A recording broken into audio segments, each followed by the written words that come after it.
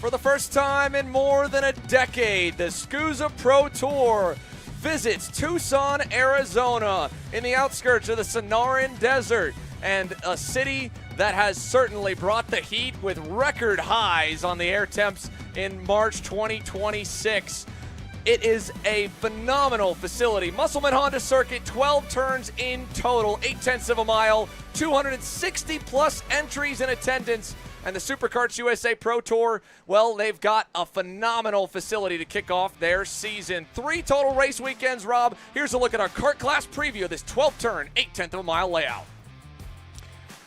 Xander, fast flowing. Every driver will tell you that. Not the big hard braking zones. That big run down into turn number 1. Back to the 2-3 complex. The right, left, then over to turn number 4. Another left-hander. A lot of passing opportunities there. Then to turn number 5. Double apex right-hander leading into the S's. 6, 7, 8. We saw a pass by Ruben Moya in qualifying in turn number 9. We'll see if that happens during the day. Otherwise, it's the big run around through the kink turn 10. Xander all the way down to turn number 11. Hard braking downhill left-hander. And then, of course, out of 11 and 12, so many moments, including a moment to finish out that Pro X30 main yesterday. The final run down the main straight, a long run back down the hill into turn number 1. In fact, you climb up a little bit into 11 and 12. And here's a look as they head on the run into 11. Pro Shifter, presented by PSL Karting, had 2 heat races yesterday following qualifying, and that was the tiebreaker. An even score in the championship points for Marin Kremers and Jay Irwin, tied at 90, but the advantage goes the way of the man from the Netherlands with a P2 in Super Pole. He will start on the inside of row 1 alongside the Kiwi kid. Then it's Kyle Wick with a Heat 2 win that put him on row 2. Adrian Renedin on his outside. Man, row 3 is the history of shifter kart racing here. 2 of the best ever. Danny Formal on the inside of the 37. Outside, Billy Musgrave with the number 1. Morgado, Russo, and onward as the field begins to form up. Find your favorite driver because there's a lot of them. And some of your superstars and major contenders like the 3-plate Josh Conker, the 7-plate of Gavin Bailiff, buried in the midfield as they line up for the pre-final. Further on, lots of veteran experience back here. Ronnie White in the 71, mainstay of shifter kart racing back in 26. And as the final few starters populate the screen, and we get a good look at Jay Irwin here on the outside of the front row. Marin Kremers, his former mentor, on the inside. The driver who at one point was in his seat, was the lead driver for PSL Karting. Now, his debut weekend with Maranello USA at the front of a 46-driver field. Pro Shifter, heat number 1 in the books. Heat number 2 in the books. The pre-final goes to the lights. 14 laps. We're green from Tucson. And the whole shot goes to Irwin by a country mile into turn number 1. And Adrian Renedin is off. Renedin locks the front tires straight. Not a single angle into the corner, and there's another spinner further back. That might be Dominic Karai in the 98 that just got popped into the air as Irwin leads to 4. Very strong launch off the line for Jay Irwin in the Burrell Art machine, able to cover a little bit down the inside of turn number 2 into the chicane 2-3. He'll hold the spot behind ahead of Kremers coming into the S's for the first time. The remainder of the field will finally have to go single file. Look at those 2 GFCs lining up as well. Wick goes in to the 3rd spot. Formal into 4th. Musgrave right behind him as well. So the big first run down the straightaway. Here comes Formal to the inside. Book it. He'll take over P3. Formal on the move early on. Goes to 3rd, getting by his teammate. Here's a great look at the speed shot on the run down to turn number 1, pushing 90+ miles an hour as they drop down the hill into the first corner. Everyone on the bottom side trying to hold position at the moment with 1 lap in the books. Their 4th heat cycle underway, 5th for the drivers that made it into Super Pole, and barreling down into turn number 4 we go. A 2-driver breakaway. Formal and Wick together leading the next pack. They're 3rd and 4th, and there is a look indeed. The 98 machine off on the inside of the racetrack. Tomlinson. Lachlan Tomlinson, the 14-year-old from New Zealand. His debut weekend here in the States, not going to plan there. That was a driver indeed involved. Apologies to Dominic Karai, still rolling. You saw the 2 drivers there, Rousseau and Morgado. Morgado looked to the inside, Xander, in turn number 11. Rousseau was kind of taking his time trying to find a way by Musgrave, but instead Morgado threw it to the inside. Oh, getting even more aggressive as A.J. Myers, I believe, getting to the inside of turn number 1. A.J. Myers is wasting no time to start working his way forward. He's been knocking on the door of the top 10 all weekend, hovering around there. Now he's got a frenzy behind him, and that's allowed the leaders to get some breathing room. Xander, Caleb mentioned it in the pre-show that we are now on our 4th session on this particular set of tires, right? Where are we in terms of tires? That's one of the key things we'll be probably talking about throughout this race. Jay Irwin leads the way here down the backstretch. Caleb, as we work through lap number 3, what do you have for us right now in Pro Shifter? Yeah, fellas, look, on that same topic, spoke to AJ Myers on the grid, and he told me Heat 1, Heat 2, he saved up a good amount of tire, and even walking down the grid, it looked like AJ Myers had a lot more left on those rears in comparison to a guy like Kyle Wick, who it looked like his right rear was heavily worn before going green in this one. And it certainly looks like AJ's taking advantage of that early, already up to 7th as Corentin Russo now is going at it with the likes of Michael Avancino to try and rebound. He's gotten the better of him to get to 9th. Right behind him is his teammate Massimo Valiente, Hunter Pickett, Saraceno, Adrian Renadin. He was able to obviously keep going, and I'd love another look too at what happened to the number 12. He went straight out of frame in turn 1 off the start. Looked very similar to like Mateus Morgado's moment in Heat 1 yesterday with the front brake lockup. Irwin looking really good up front here now, settling in, just gapping up there a little bit here and there, a couple of tenths. And again, look how aggressive it is getting further back. Wow, that's good stuff. Yeah, that's, was that not? Valiente on Michael Avancino. So was that Valiente? Valiente had got by. Yeah, indeed. He was able to get by into the spot. No, he didn't quite get him. He got into the side of him. I meant he had got by his teammate, Rousseau. Russo's just ahead. Russo had gotten around Avancino the lap before. There we go. Sorry, there we mix go. them up. They're colored the same. It doesn't help. What are they doing with me? The same livery. They keep on making things tough on you. Here's Kyle Wick going at it with Billy Musgrave. How about the 2-plate or the 1-plate versus the 4-plate? Kyle Wick, you heard it from Caleb. He said he might have some of the roughest rubber out on the circuit, and he has faded back from Formal, now into the clutches of the reigning series champ and the previous reigning series champ, Mateus Morgado, the 2024 title winner. Both of them. Think about this racetrack and how much you lean on those right side tires as well. Big time in turn 1. The big sweeper of turn number 4. Coming out on to turn number 9 and 10. Really having to lean on that right side and that right rear. And that if there is indeed any kind of issues right now for Kyle Wick, Musgrave's going to find it and find a way by. So the report again, indeed, it was just a straight front tire lockup for Adrian Renadin. He's obviously been able to make up a little bit of time, but he's kind of holding station back in 15th. How about Josh Conker, though? Moving his way up to 7th. Huge gains here. So both Rousseau and Valiente, and now Pickett as well by Avancino. We saw that battle before there when I got caught up on the 2 ITEL kart drivers. Pickett's followed him through as well. So Avancino, who was I think up at 9th position at one point, has slotted down into 12th. Now he's got Saraceno right behind him as well. But yeah, no doubt about it. Big move here by Conker. He's up 7 spots. Biggest mover right now in the top 20. Started back at 14th, and a great job for Conker. He hasn't been in the seat at all throughout the winter, so just getting more and more comfortable throughout the weekend. He's got AJ Myers bearing down on him. Last time by, they were neck and neck on times, and while Corentin Russo kind of got swarmed on the start, as we mentioned there, he had to work his way past Michael Avancino. He's now bearing down on those two, the 2-plate and the 3-plate, but good to see Conker finally being able to put some of that Maranello speed on display for his own performance as Marin Kremers rides along in second. Here's AJ now trying to shuffle Conker back down 1, and he'll get that spot pretty seamlessly into 11. Buys AJ a little more time before he has to deal with Russo as Marin Kremers, Josh's teammate, looks like he's going to have to deal with the big guy sooner rather than later. At the halfway point, Formal has tracked down P2, and Jay Irwin continues to ride away from the rest of the field. Last time by going purple, and Kremers on full defense now. Yeah, Kremers is having to hold off Formal, and the same thing goes for the other Maranello driver, Conker, who's got the 2 ITEL karts behind him, Rousseau and Valiente as well. So a lot of action here. Again, we're talking about going to the kind of tail end of the tire life here. Drivers likely going to be complaining a bit about grip. Great follow-up from Caleb as he talked about the tire wear on the number 4 GFC of Wick, and other drivers potentially battling it out a little bit. We'll see whether or not Myers able to leverage it again. He's up a couple of spots, starting 9th up into 7th. But again, this battle continuing here for 2nd spot. Kremers holding back Formal. Formal looks really good. And you talked about it, Xander, thinking that maybe Formal was kind of biding his time through the heat races a little bit. I agree. I think he was kind of taking it easy. And now it looks like with no tires to need to be saved for the final, he is putting the pressure on. But he's also been cutting Marian quite a few breaks here. He's been taking his time with him. And I wonder if he still doesn't feel like he's got the speed to bring it to Irwin, because Jay is just getting a bigger gap every single turn. He's up to 1.5 seconds and counting with no signs of slowing down. And while Kremers is still certainly defending, he's not getting over aggressive with it.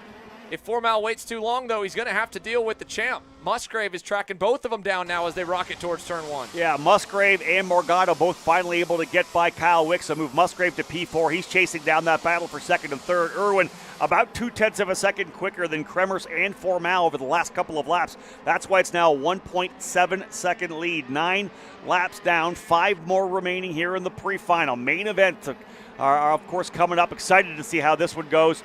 That long distance run, the unknown of what these tires are going to do over a long run, could make things very exciting over the last handful of laps. But I'll tell you, Kremers is doing everything he can right now to hold off Danny Formal. You wonder whether or not it's not when or if.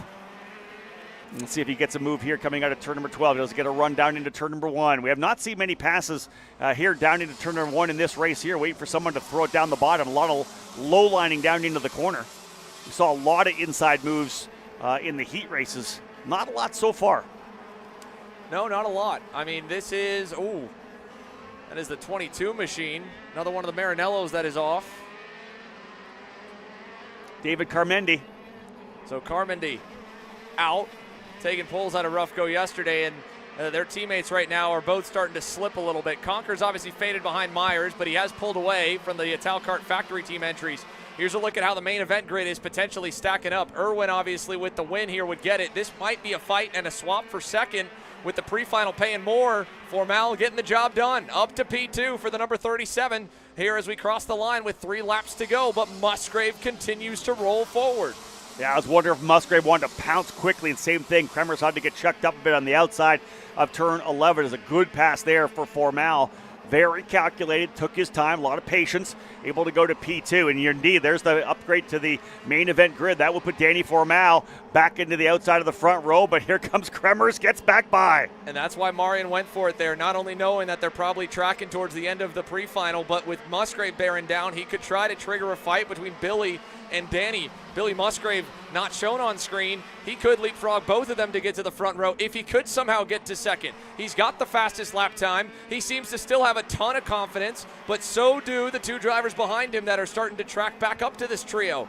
Morgado and Kyle Wick. Jay Irwin's had a clean getaway, and he's been able to take advantage of it, but with 2 laps to go, he may not have the most momentum or the complete outright favorite odds going into the final, because the speed looks incredible for the 1 plate, and Morgado is not far off. He's right there with him. Let's see if Billy can take advantage of this. Defending on the inside for both Formal and Kremers, and into turn 5. Formal low again. Musgrave crosses him up. Great launch for Billy. Door to door to the S's between 2 of the greats, and it goes the way of Danny for now. Oh, I'll tell you, Billy Musgrave putting all the pressure on Formal to the benefit of Marion Kremers, because he's not had to worry about it. Here comes Musgrave to the inside, going to try to send it. Not quite enough.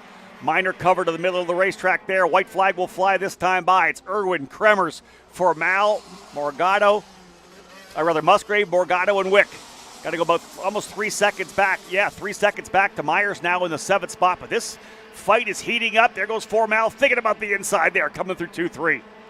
Danny Formal now into 4. Left the door open just enough. Billy wanted it, couldn't quite get it. Morgado further back, defending as well from Kyle Wick.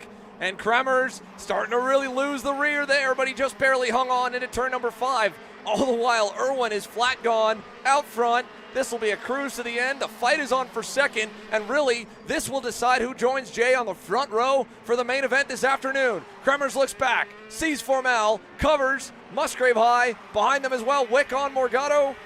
Nothing will happen. It's Jay Irwin that scores the win in the pre-final.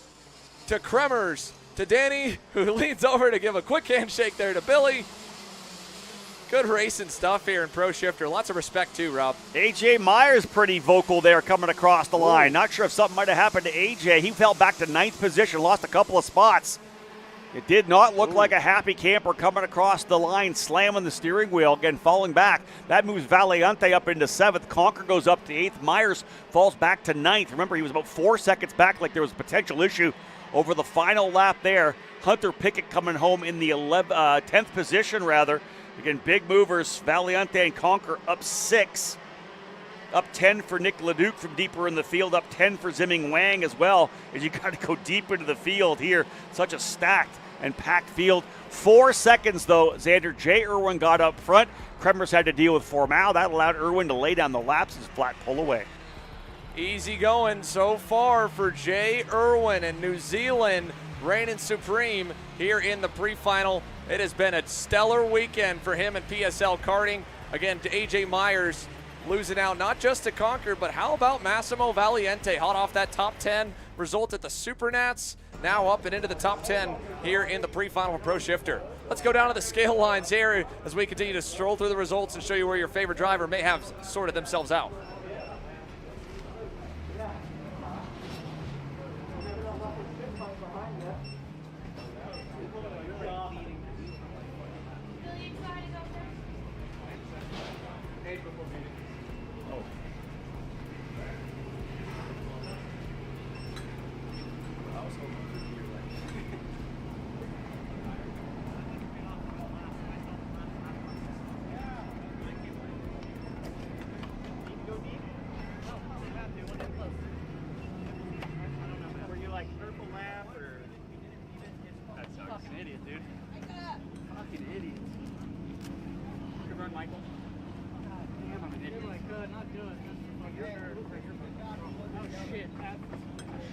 It did look very. God, I suck. I suck. How do I do that? How do I do that?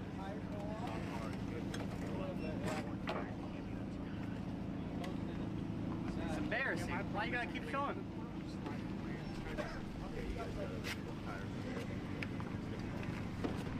Fair enough from AJ Myers and crew here. Karts are on the racetrack. We'll take a quick look at how the standings provisionally look like they may have stacked up, I believe, here in Pro Shifter with overall solid performance by Jay Irwin. That kind of run right there is what you need to put yourself on the pole for the main event grid. Marin Kremers looks like he should join him alongside. And then beyond that, of course, a great run for the GFC at Danny Formal. Let's go back down to pit lane. Caleb Vieska has Billy Musgrave. Yeah, Billy, smile on your face after that one. And again, very, very fun to watch from the fence line. Just tell me about it from your perspective. No, that was entertaining for sure. Yeah, I mean, I think we tested for the main event later today. I think I went a little too low on the tire pressure there. So honestly took like half the race just to kind of get the front tires to start biting on entry. Yeah, we were so low. We were just rolling everything over those first couple laps. But no, was able to get by Kyle, and then man was able to run down Danny and Kremers, and yeah, they started going at it with a few to go, and I had a couple opportunities, but they were elbows out, and it's just a pre-final, so I want to make sure we had a good starting row for the final, and yeah, I think we're gonna make something happen in that 25-lap main. Look, we've been talking a lot about tires. You were telling me that you were going to save yourself a little bit, heat 1, heat 2, and just then we finally were able to see the speed of the factory kart machine. What are we to expect out of you later on today in the main event? Yeah, I mean, our one-lap pace, I think everybody kind of in the top 6, 7, 8, 10 really is really close on that one-lap pace. It's just kind of how much are you extracting out of the tires to get it done. So, my whole methodology this weekend has been to kind of take care of them because 25-lap main on this track is going to be absolutely gnarly. So, last year, learned from our mistakes, focusing maybe a little bit too much on the one-lap pace, and I think this year, we have a good enough race car. The thing's been a dream to drive, so I can just kind of focus on that long run and, man, get locked in for this main event and try to make something happen. And we talked about it earlier, right? It's a week, it's a race at home for you guys here at Factory Karts. How bad do you want this one? I want it more than anything. There you go. Thank you, Billy. Heck yeah, thank you. Man, fantastic insight there. Great job, Caleb, with Billy Musgrave. And I kind of thought about that during the last couple of laps of that pre-final, how a driver kind of balances the risk reward of I'm running good. I'm watching these guys battle. Of course, as Billy said, he knew that both Marian and Danny were elbows up battling for second and third. And yeah, there was a couple opportunities that Xander and I could have called maybe moves by Musgrave. We sent it a couple times to the inside of 4, but thought better of it, Xander. If P4 is not bad. He's going to start likely on the outside of the second row based on what you showed us there. For Billy Musgrave, you throw it in there, you find yourself on the side of the racetrack, you're going way down the order. Yeah, he should start on the outside of row 2, just shy of being able to get up to Formal. Then it'll be Morgado and Massimo Valiente on row 3. Josh Conker's big-time run pays off. He should start on the inside of row 4 from what we can tell, alongside Justin White. Very quiet weekend for the driver who was just outside the top 10 Circle of Champions fun. Then Hunter Pickett and Kyle Wick. Wick's run there, if this is right, he was almost dead knots even with everyone, but he faded back in that session. That puts him back on row 5. Myers, frustrated with himself, would be on the inside of row 6. We'll confirm those, and of course we'll get the official results when they happen. We have the official qualifying results, and that's of course set the grid for KA Masters. So here we go. Phil DeLeo not on pole. Bailey Murphy's got the honors, but DeLeo won on Saturday for the pre-final. And KA Master, we're green down to turn number 1 for a nice and tidy start. And Scott Falcone's already trying to split the middle up the inside for a couple of spots in the back of the top 10. And it looks like it'll all hold even here. Trevor McAllister, we mentioned him back in 16th in qualifying. That looks to be 2 spots he's gotten already, ripping the high side. Yeah, it might have been. Felt like it was an early move to the inside of the rows there, off the tram lines for Scott Falcone. I wonder whether or not he just timed it perfectly, because all of a sudden he was right in the middle, like you had said. But again, underway here right now. Bailey Murphy qualified P1 in that time session earlier today, and he has quickly jumped out to the lead. In fact, has 5 or 6 kart lengths already over DeLeo coming down the back straightaway. So a good jump there for Bailey Murphy. Double duty, as we said. Maybe that's paying off a little bit by the extra track time he's getting. There's a big move down the inside as well, a little bit further back, as Falcone leading them to slide by, I believe, Elizondo, who was running there in the 7th spot. The 4:57 has gone around. That's Elizondo, in fact. Couple of drivers getting together, coming, I think, out of turn number 12. Not ideal, and look at the dust that has now just coated our camera and gone as a windscreen to the drivers going into turn number 2. But not the same story as Saturday here, with Mario Barrios getting up and on the gas early, and the same for Christopher Mann. Kastner as well, big forward drive in the pre-final, and it kind of stalled out for him in the final to get to the end of the top 10 on his own program. Josh Sarche buried back in 6th. You know, Rob, as Bailey Murphy leads down the backstretch, we talked about how running double duty, you know, he's eligible for both classes. He's on the younger side. There's been a fair bit of chatter in a few Super Masters classes. What do you make of it all here? We've got one big Masters division. Scott Falcone has been very vocal about it. He's obviously been really good on this start. He's inside the top 10. Here's a look at the, oh, wow. Jose Elagarda Delizondo and Josh Daly out of the last turn. Sorry, let's take another look at this. So Daly hanging on tough on the outside, trying to get back on the track, and Elizondo just gave him about 95% of a car width. Didn't give him 100, so when he moved over, they hit tires. Yeah, the minute Daly's tire dropped too, it just rotated the car to the right side, and that's the contact there. Back to your concept about the Super Masters category. You know, of course, I want to see Masters level racing grow. These guys deserve a chance to race. I think about the races I do at the CKNA Grand Nationals, and we have 45 plus in the 50-year age and older Legends category. For a series like this on the national level, you want Masters to come and play. I do love the idea of having a Super Masters class, but it has to be a class within a class. You know what I mean? Some trophies for the drivers, 45 years of age and older. Because you think about the gap. These guys are 30 years old, 31, 32 when they first come into Masters. Scott Falcone's the same age as I am. We're 57 years of age. You're 27 years older, almost twice the age of some of the guys you're racing against. I just love the idea of the Super Masters class. I'm all for it. I think it's fair. I do think, though, that I thought my generation and below is supposed to be the participation trophy generation. That sounds like a little to me, but also I'm not the one that's having to race someone 20 years younger than me. So I do understand. And not just 20. We're talking 27, 20. Like, there are guys that are 60 years old. How about Billy Cleveland, by the way? Exactly. Billy's 67 years old or something like that, right? And you're racing against guys that are 30 years of age. It's like racing a master. The senior drivers don't want to race when they're 28 years old. They don't want to race a kid who's 14. Double the age, right? So I understand the concept of it being participation class, but remember, you go back more years in karting, Masters was 40, not 30. That's where I do agree. I do think that there's no harm in moving the Masters age up. I mean, again, you talk about senior, right? Our average age in Pro Shifter and Pro X30, I think this weekend's probably never averaged higher than it has this specific round on the Pro Tour. It's probably up around the average age of 24, 25 in X30. the top guys we just witnessed there. Okay, Jay Irwin is 17. Yep. Marion Kremers is 28, I believe. Billy Musgrave's 33. Formal is 29 on 30. I mean, they are at the forefront of the kids and the 15 and over pro shifter class. So I do understand that point. But either way, Mario Barrios is making it a moot point, leading laps early here. He got to the forefront as we were going on that side tangent. Now at the halfway point, he's faded only to second. So age or not, Mario Barrios says that's just a number. He wants the #1 spot for the main, and he's digging. You can see even Big Mario tucking behind the steering wheel trying to close up to Phil DeLeo. Yeah, DeLeo is your leader. Barrios runs second, Murphy in third. Kasner up into fourth spot. Good job there for Ryan. Pierce Baldus up into fifth. Falcone holds sixth. Sarche, Mann, Bays, and Trevor McAllister round out the top 10. We're into the second half of this right now. 5 laps down, 5 to go. Into pre-finals here.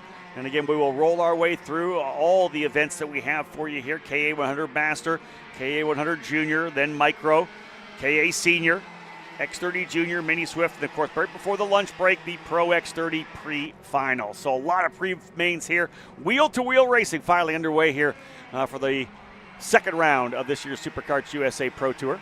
Josh Sarche with a nice move there. That'll put him back up to 6 as he gets, up to 5th. Got 2 on that one lap there. Scott Falcone dropping way down, back down to the 8th spot.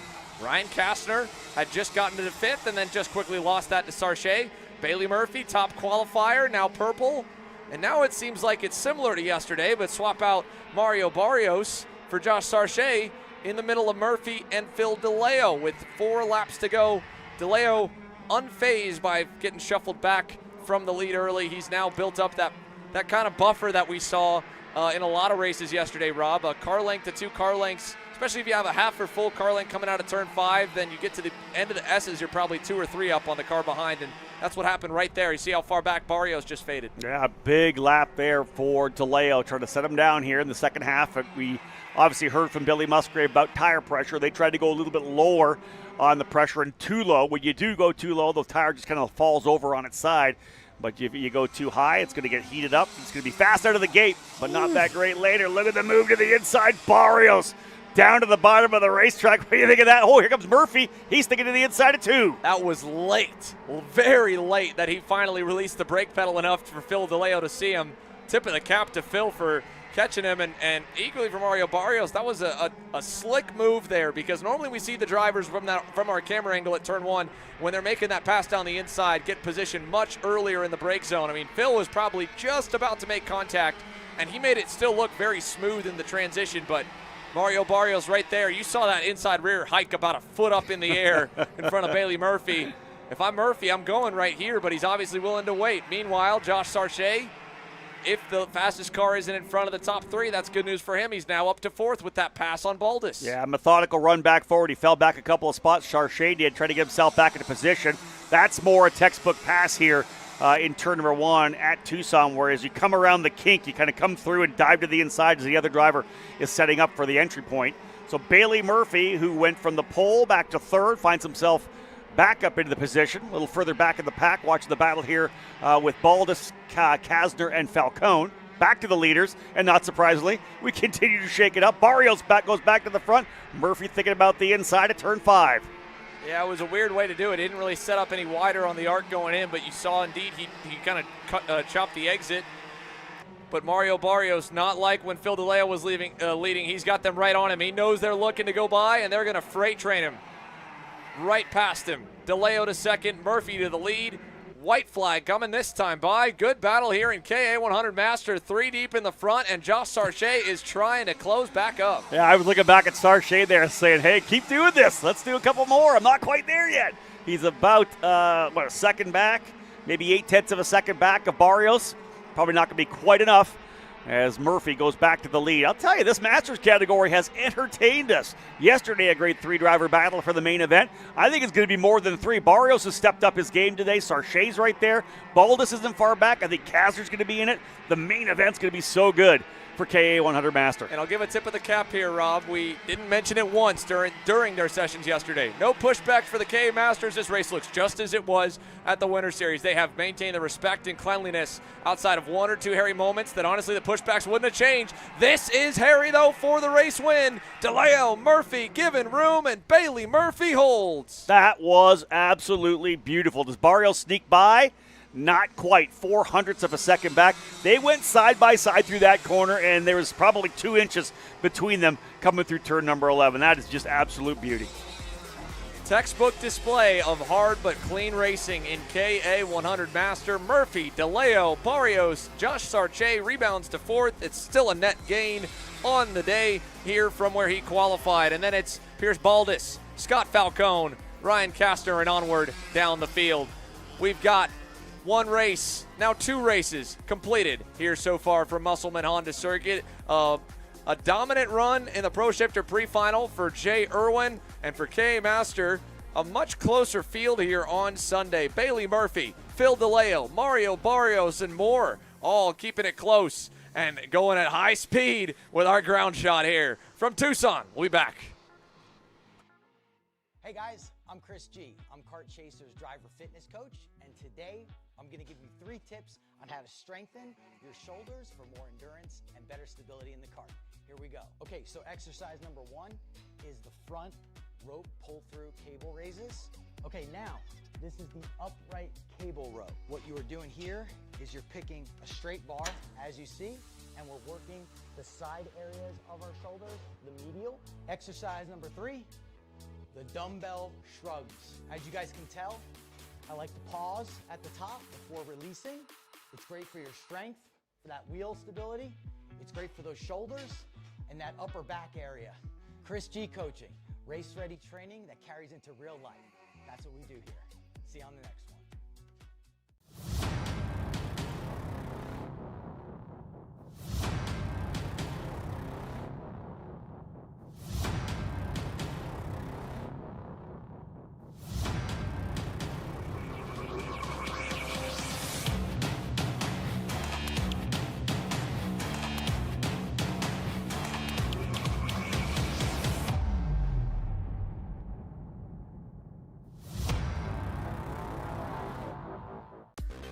Motorsport is reinventing itself, and our mission is to accelerate this transformation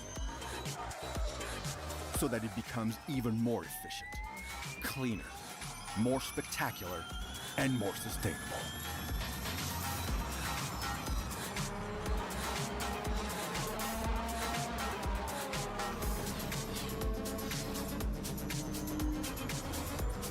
Welcome to the next generation of motorsport.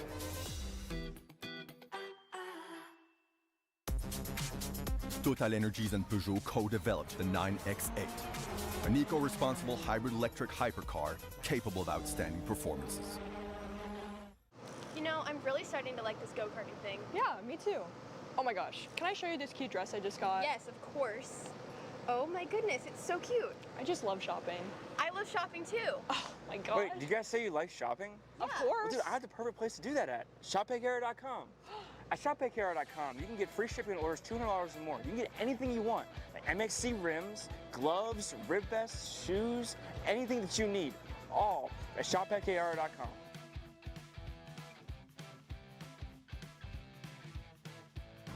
Who is he talking to? No idea. But we're gonna have to check it out. Sounds like a great deal. Sure does. Karts back on the racetrack as we continue to work our way through the pre-mains. KA 100 Junior brought to you by TKG Beer Art USA. Nico Katowski will be starting on the pole position alongside Travis Pettit. Fantastic qualifying effort there for Katowski to go to P1. Ashton Moon and Alex Chandler will be on row number 2. Cameron Johnson, he was strong as well.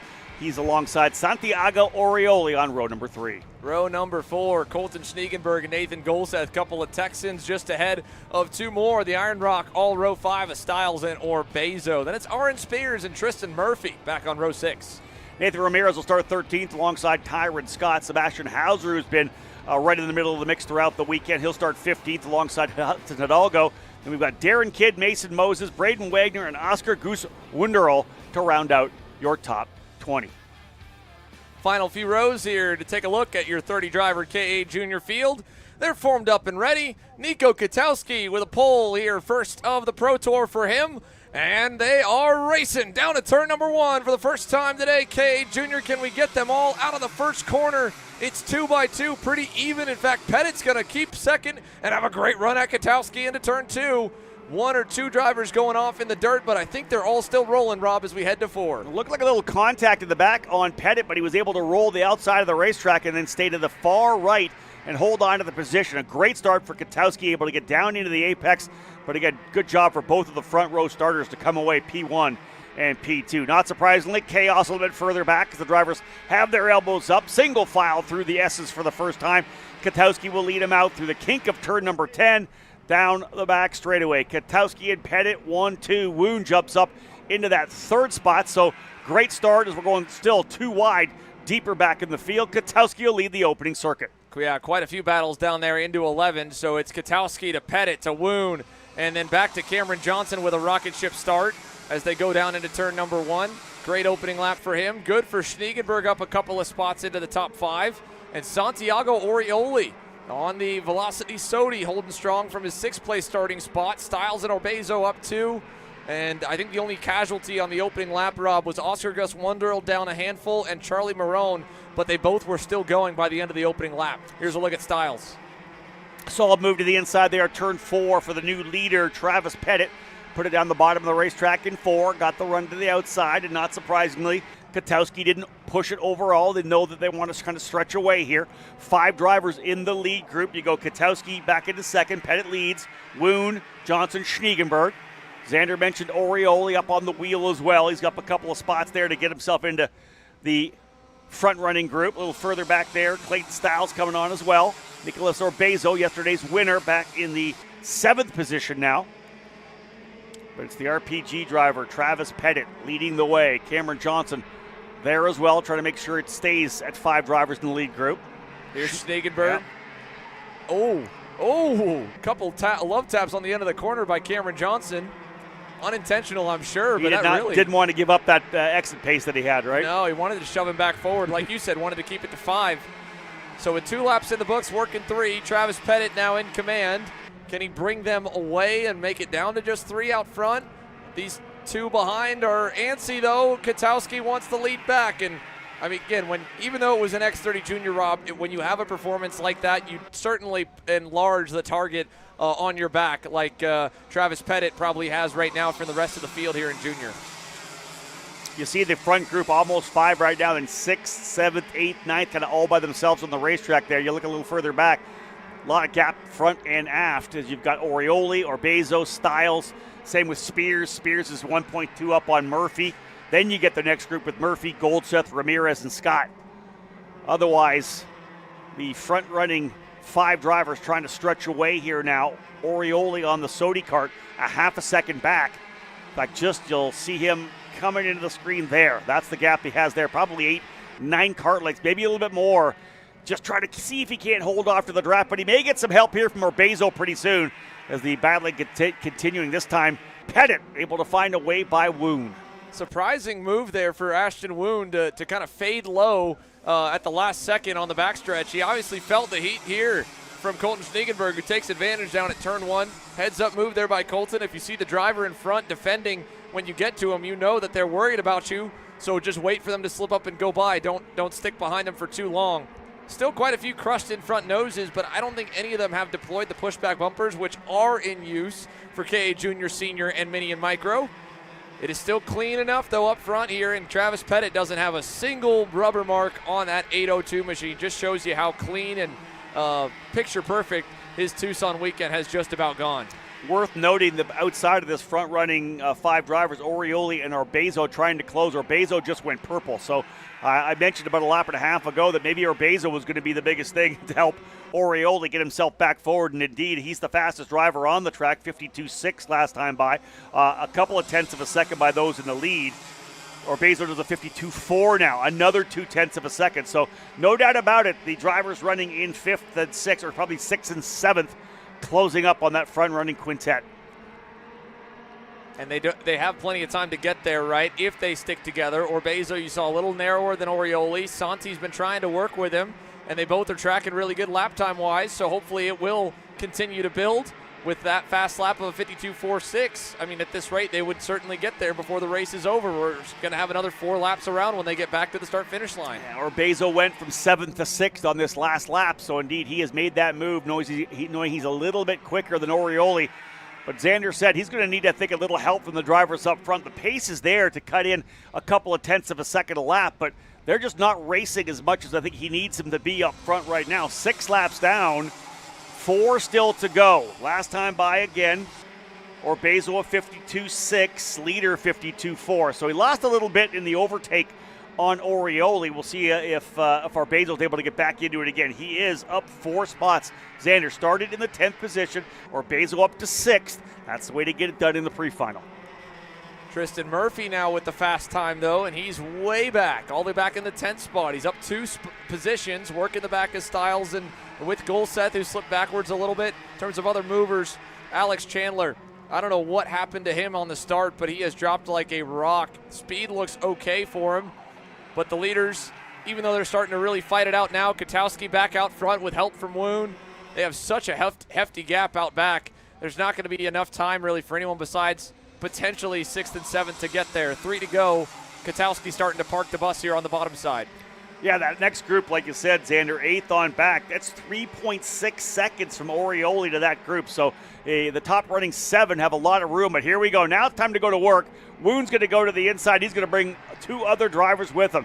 Pettit and Schniegenberg also come back through. Woon's going to go back to 5th. This may be what helps Orbezo get back into it. There you go. Orbezo and Orioli arrive on the scene. So it didn't take all but one more move to bring them in. Now what will happen when we have 7 drivers in the lead pack, all fighting to the inside? Look at how dirty it is down on the low side where Woon is. Is that going to hurt him in the corner? It's going to have him undershoot it. Pettit alongside. Around the outside, Hurricane Travis Pettit with a big-time move. New leader with 2 to go. You make the inside move down to that corner. You got to get on the brakes a little bit earlier. If you don't, you overshoot it, and the over-under's coming. Big run around the outside for Pettit. Didn't take the bait to the inside. He comes out with the lead. Woon still able to hold on to 2nd. Katowski in 3rd. Orbezo now ready to go to work. Does he get his first pass done? He does. Down to the inside, he'll get Cameron Johnson, and as will Orioli. So move Orbezo now up into P5. Nico Orbezo, last time by and the times before, just teeing things up, trying to find a gap. What will open up for him here as they get onto the backstretch? You saw Ashton Woon go a bit defensive into turn 4. He's still going to have the draft off of Pettit, who's probably going to leave the door open. Does anyone else buckle low? Woon does again, just a little bit into the corner, but that shouldn't hurt his exit too much if he can get a good run out of 12. Schniegenberg did fade to the left to try to block a little bit there from Orbezo. Look at the big wide run, the confident run for Pettit, and then a little issue overcooking down the inside for Woon, Xander. Yeah, he really washed out, missed the whole bottom of the corner, and that's going to back them all up. It kind of worked out in his favor because now Katowski is under heavy fire from Schniegenberg and crew. Orbezo on the outside is going to get muscled all the way to the edge of the racetrack and lose a spot because of it. Cameron Johnson now, wheel to wheel. Orioli up 2 out of it all, or up 1, I guess, net into the top 5. And the top 2 are gone. Yeah, Orbezo went from potentially batting for 4th all the way back to 7th. So last lap here now, Pettit able to use that really strong run through 1 to take a wide lead. Woon, even with the little mistake he had, here comes the pressure to the bottom. Oh, man, that was a lot of pushing and shoving going into the corner. Wonder what that will do to the end of the race here. Cameron Johnson will get a spot because of it. Pettit, the winner in the pre-final, to Woon, to Katowski. But a lot of argy-bargy. I wouldn't be surprised to see a pushback on Schniegenberg there. He drilled Katowski in the back. The head snapped, and it looked to me like that the nose cone may have been dropped down a little bit. Yeah, I don't know if he's totally to blame, though, to be honest, either. I mean, it looked like it went all the way to the back there. Cameron Johnson was equally locked up on the bumper of Orioli. Yep. But, yeah, that could have pushed in a few bumpers here in K Junior. Some innocent bystanders in the middle of the pack. Here's the rest of the actual middle of the pack as they finished. And overall, all -1 able to cross the line here at the end. Oscar Gus Wonderl out on lap number 7. 29 of your 30 finishing things out here in KA Junior. Yeah, Kai Park up 7th. He goes from 21st up to 14th, plus 8 for Kroger as well. Wyatt Kroger from 29th up to 21st. So a couple of drivers getting a little bit extra there. Again, when you come into a pre-final, especially if you're deeper in the field, you can get 5, 6 to 10 overtakes moving forward. That's all you can really ask for sure. Good stuff, though, for Travis Pettit as he ends up with another checkered flag on the weekend. We heard him yesterday already thinking about the championship, the fact that his X30 Junior dominant performance was good on points. That's another 100 points in the bag.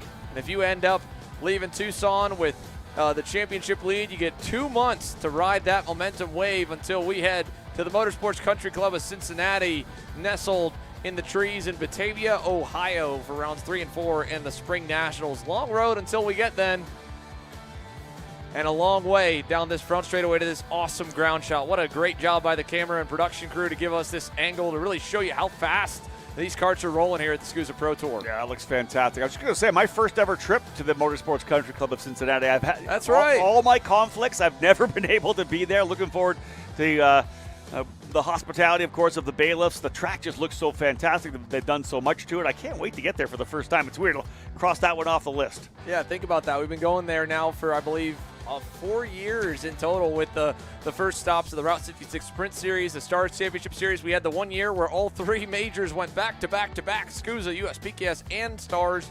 And yet, over the last couple of years with the SKUSA Pro Tour Spring Nats being there, yeah, we haven't gotten to show you the place. Reminiscent of Virginia International Raceway. It's got an amazing walking path around the entirety of the layout, so you can see it from every which way.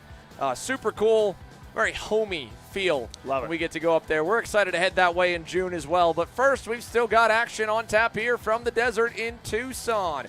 The Micro Swifts taken to the racetrack. Tristan Francisco finally able to capitalize on that momentum from Friday. Rob, he gets ready to lead us to green alongside. How about a close to home start and a great start for it. Career best for Benjamin Monroy on row number 1. Emmett Dalton and Dusty Schreier, row 2. We just saw Nico Katowski battle it out there in the KA Junior category. His brother Jack ready to go here from P5, starting alongside Andres Pena in the 232. Bo Wyatt, who of course scored a win on track yesterday. The jump start dropped him down to 3rd. He'll start 7th here. Trey Sanders in the 8th spot. Moving back to row number 5, it's Leon McPhail on the inside, Carson Bishop on the outside in the 216. Wiley Lee and Axel Gomez make up row number 6 back at 11th and 12th. And Kip Knaus, talk about a tale of 2 days. On the front row yesterday, he's on the inside of Dan Dukalescu in row 7. AJ Burrell and Michael Dean will be on row number 8. Cohen Scott and Sebastian Kim, row 9. Rodolfo Garza and Timothy, you can do that one. Borodichenko. Borodichenko. I got to work on that one. I love it. Chase Ullman and Aiden Mainville on the final 2 rows, along with Enzo Ramos and Shep Sullivan. Bummer quali for both drivers that were hovering the top 10 yesterday. Yeah, no doubt about it. Sullivan was a top 10 driver as well, just inside and outside. So deep starting position for him. Field getting set. Francisco on the inside, Monroy on the outside. A little bit of trouble there. Green flag flying. We have a couple of drivers that may have had some issues with the tram line, whether it was contact from behind, one of them being Monroy from the outside of the front row. A number of drivers having trouble coming through the tram. Meanwhile, as the field works its way back over to turn number 2, big run here for 7th onwards, 2x2 trying to cycle through the chicane. I think we've got them all, and Tristan Francisco has the lead. Fight for 3rd. Oh, Jack Katowski giving an elbow there to Benjamin Monroy on the way past. That'll bring a ton of dust onto the track into 5 for the rest of the field. And they all wash out, but somehow hold it through the carousel. Good start for Bo Wyatt there, Xander. I think he worked his way up to P4, so a good jump over the opening half of this lap.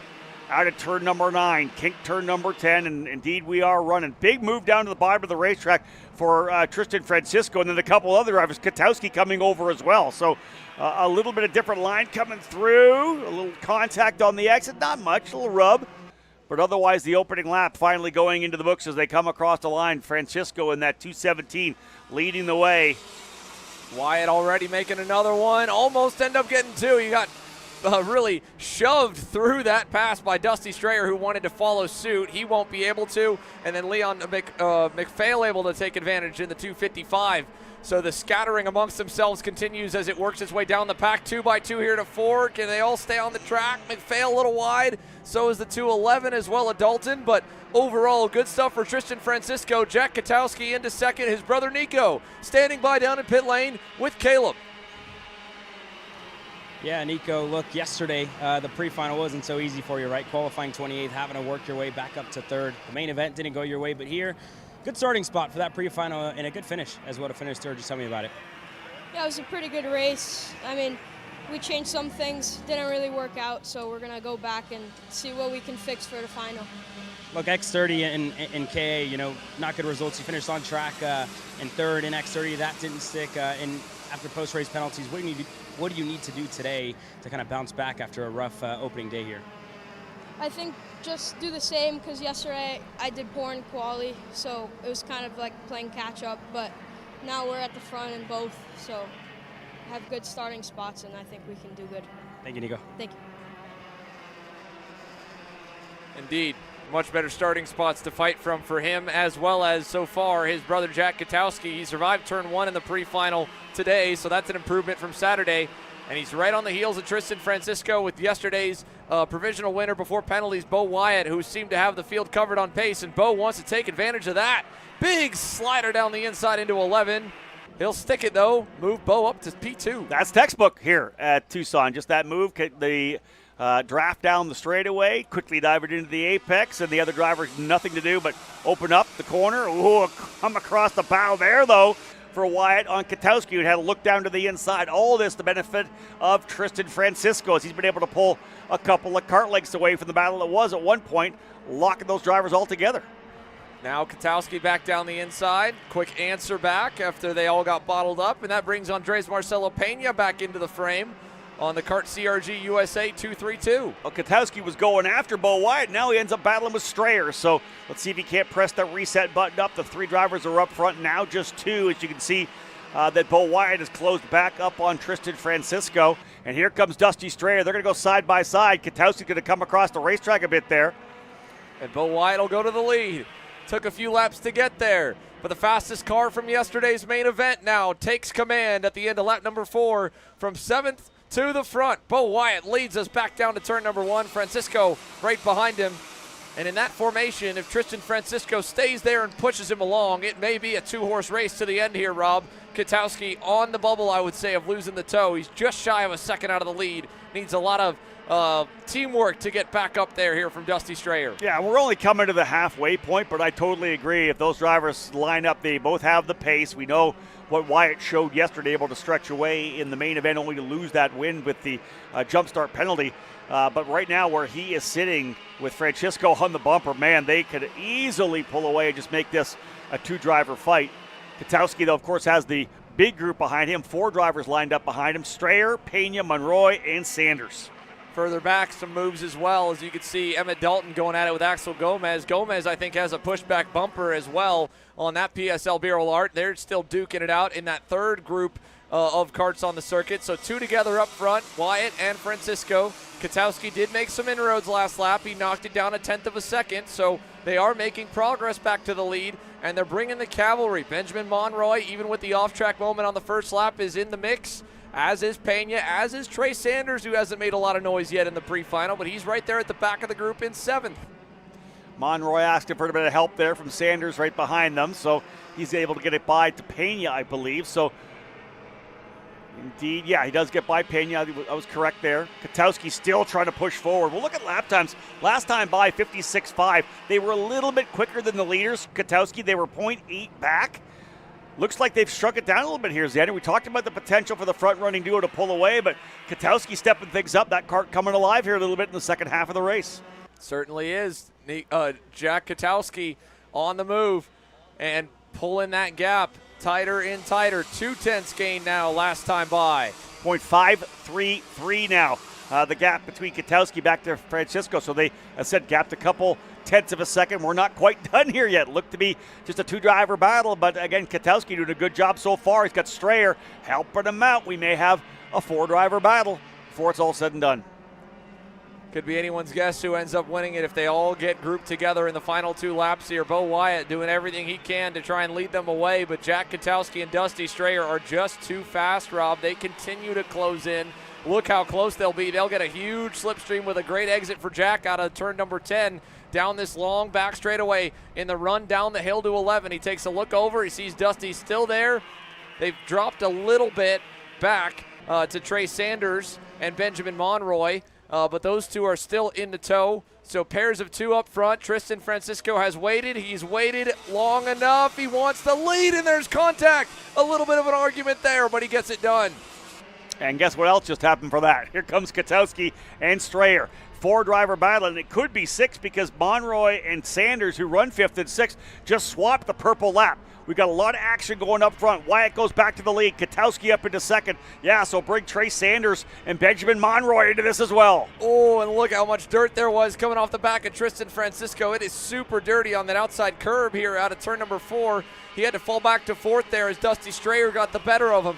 Great shot here from the wide angle, up nearly 2 stories high like the scissor lifts for the Marshalls. And as they roll down the backstretch, you could put all 6 of them now in contention. Pena a little too far back, but this could help. Katowski with an answer back for the lead, and he gets it after hunting them down the whole race. Contact Strayer into the air out of the last turn. Man, so rough when you get to the outside there. There's that bump of the transition to the other cut through. Oh, my goodness. In the air. Oh, big move to the bottom of the racetrack and a wide run for Katowski. Another driver off. That's Francisco a little bit. That put Bo Wyatt back to P1. Monroy even into the dirt, now getting elbowed it into the tires. Benjamin Monroy side by side with Dusty Strayer. Heavy impact with the tire wall coming out of turn 3. Meanwhile, Wyatt is going to get a huge gift here. Fighting for 2nd. Francisco versus Jack Katowski. Trey Sanders with a surprise move up the inside. Move the 231 to 3rd. A lot of action here on the penultimate circuit. White flag will fly this next time by. Tough one there for Benjamin Monroy as he almost got it cleared on the outside. Just touched the barriers and sent him around. This is going to get exciting over the last lap, setting the grid for the main event this afternoon. Here they come. Wyatt, the leader to see the white flag. Indeed, final circuit.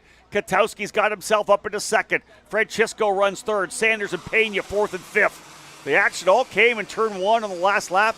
Xander Luck more smooth and clean this time through. Oh, Katowski even a little lower than Wyatt. I thought he was looking to go past him. He was actually looking to protect for 2nd, but now Francisco got a bad exit out of 3, and Katowski, big sender down the inside. He'll slide it to the lead, but look at this. Trey Sanders over-unders them all. New leader, first time in the pre-final. Trey Sanders with a huge gap now into the S's. Quick look over the right shoulder there, coming through turn 5 into turn number 6, realizing he's got a bit of breathing room. A fantastic way to play that for Trey Sanders. He was 4th coming to start the final lap. He'll go way wide. They're going to defend to the bottom. He's just got to run a racing line here, and Trey Sanders is going to come away with the pole position in the main event. Through the final corner, he'll see the checkered flag, and indeed Trey Sanders leaps from 4th to P1 on the final circuit. Awesome job for Trey. Bo Wyatt frustrated after that, and understandably so. Led the most laps, only gets a 6th place result and a net gain of 1 to show for it. Katowski 2nd. Pena steals 3rd in the end as well. Francisco 4th. Strayer 5th. Carson Bishop 7th. Axel Gomez, Kip Canals up a couple spots apiece. Emmett Dalton rounding the top 10, sliding backwards just a little bit. And what a bummer for, unfortunately, Benjamin Monroy. Surprisingly enough, he did keep it going. He didn't give up after the contact with the wall. He kept it on the racetrack, drove back up to 17th. And how about that, Shep Sullivan? Plus 12, split the difference. Started 24th, ends up in 12th spot. Great job for Shep Sullivan, an opportunity to stay in the middle of the fight. And Enzo Ramos as well also followed him up the board. Both drivers able to make up for the bummer in qualifying. 12 up for Shep, 10 up for Enzo. Big moves forward for them. And sadly, a big run down the board for Benjamin Monroy. He'll have his work cut out for him when the Micros return to the racetrack for their main event later today, presented by Grupo Santana Vega. You're watching the SKUSA Pro Tour here on Kart Chaser. More racing action just like this coming your way when we return here from Tucson. Cat food marketing. $9.99 a month. Dude, Caleb, wake up. Dude, we're live in 5 minutes. Let's go. Come on. What are you doing? Dude, I'm so sorry. Xander had me in a cat food marketing meeting till like 2 a.m. last night. Come on, man. Do you have anything I can drink? Dude, I got the perfect thing for you. Perico. It's a healthy energy drink alternative. Perico, non-GMO, gluten-free, kosher, magnesium, B12, B6, yeah, it's good. B5, biotin, and 0 sugar? Pericazo. Try Perico, made with natural ingredients, organic caffeine, and supports your metabolism. Try the new official energy drink of Kart Chaser.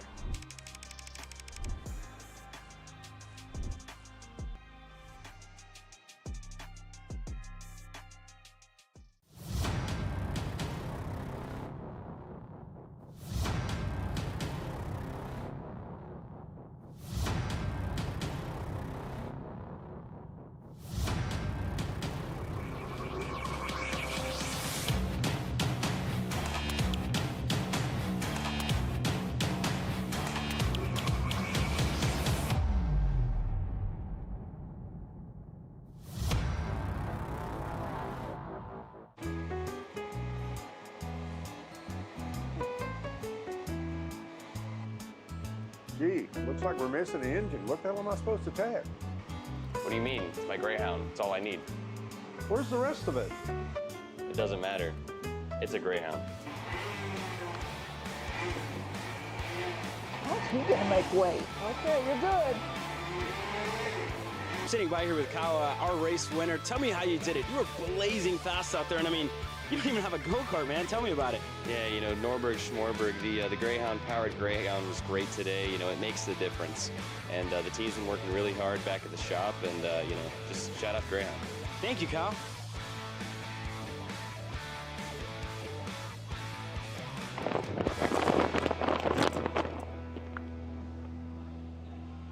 How the f did you just win? Doesn't matter. It's a Greyhound.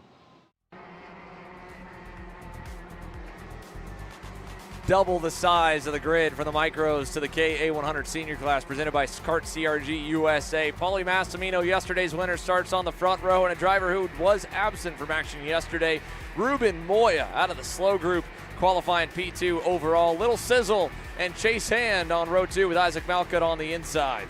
I'll tell you, Matthew Cagle having a career weekend thus far. He'll start 5th here on the inside of row 3 alongside Caleb Gaffera for Host Racing Driver Development. Jose Alejandro Halfin for RPG starting 7th. Spencer Smith, another one of the FDM drivers on that Pantano on the outside of row number 4. Row number 5 and onwards here as they continue to circle on by. Jackson Gibson, Diego Ramos, Gavin McCoon, Christopher McKeithen back on row 6. Caden McQueen from a front-runner performance yesterday. He starts all the way back in 13th here today alongside Chris Harrower, Johnny Stamps, and Dean Peterson. A couple of West Coast cats on row 8. Yeah, Alexander Vanchev all the way back in 17th position alongside Camp Chambers, Edgar Rodriguez, and Enzo Noel capping off the top 20.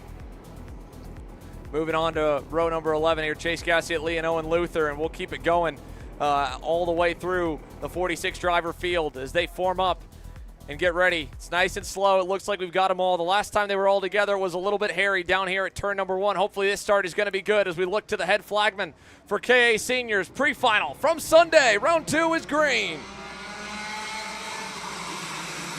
Really good look down into turn number 1. Paulie Massimino does a good job to lead him down to the apex. Of course, a little bit more of a battle when they come into the 2-3 combination. You see to the inside there, Chase Hand able to get a good run there to dive down to the bottom of the track. Couple drivers up and over the curb on the entry. Always tough for the first time through at turn number 4 as everybody runs that low line to the inside. Malcutt working his way up into 2nd. He'll go to P2 behind Massimino, so a great start there. Ruben Moya holding on from the outside of the front row to go to P3 as the drivers work their way into the S's for the first time.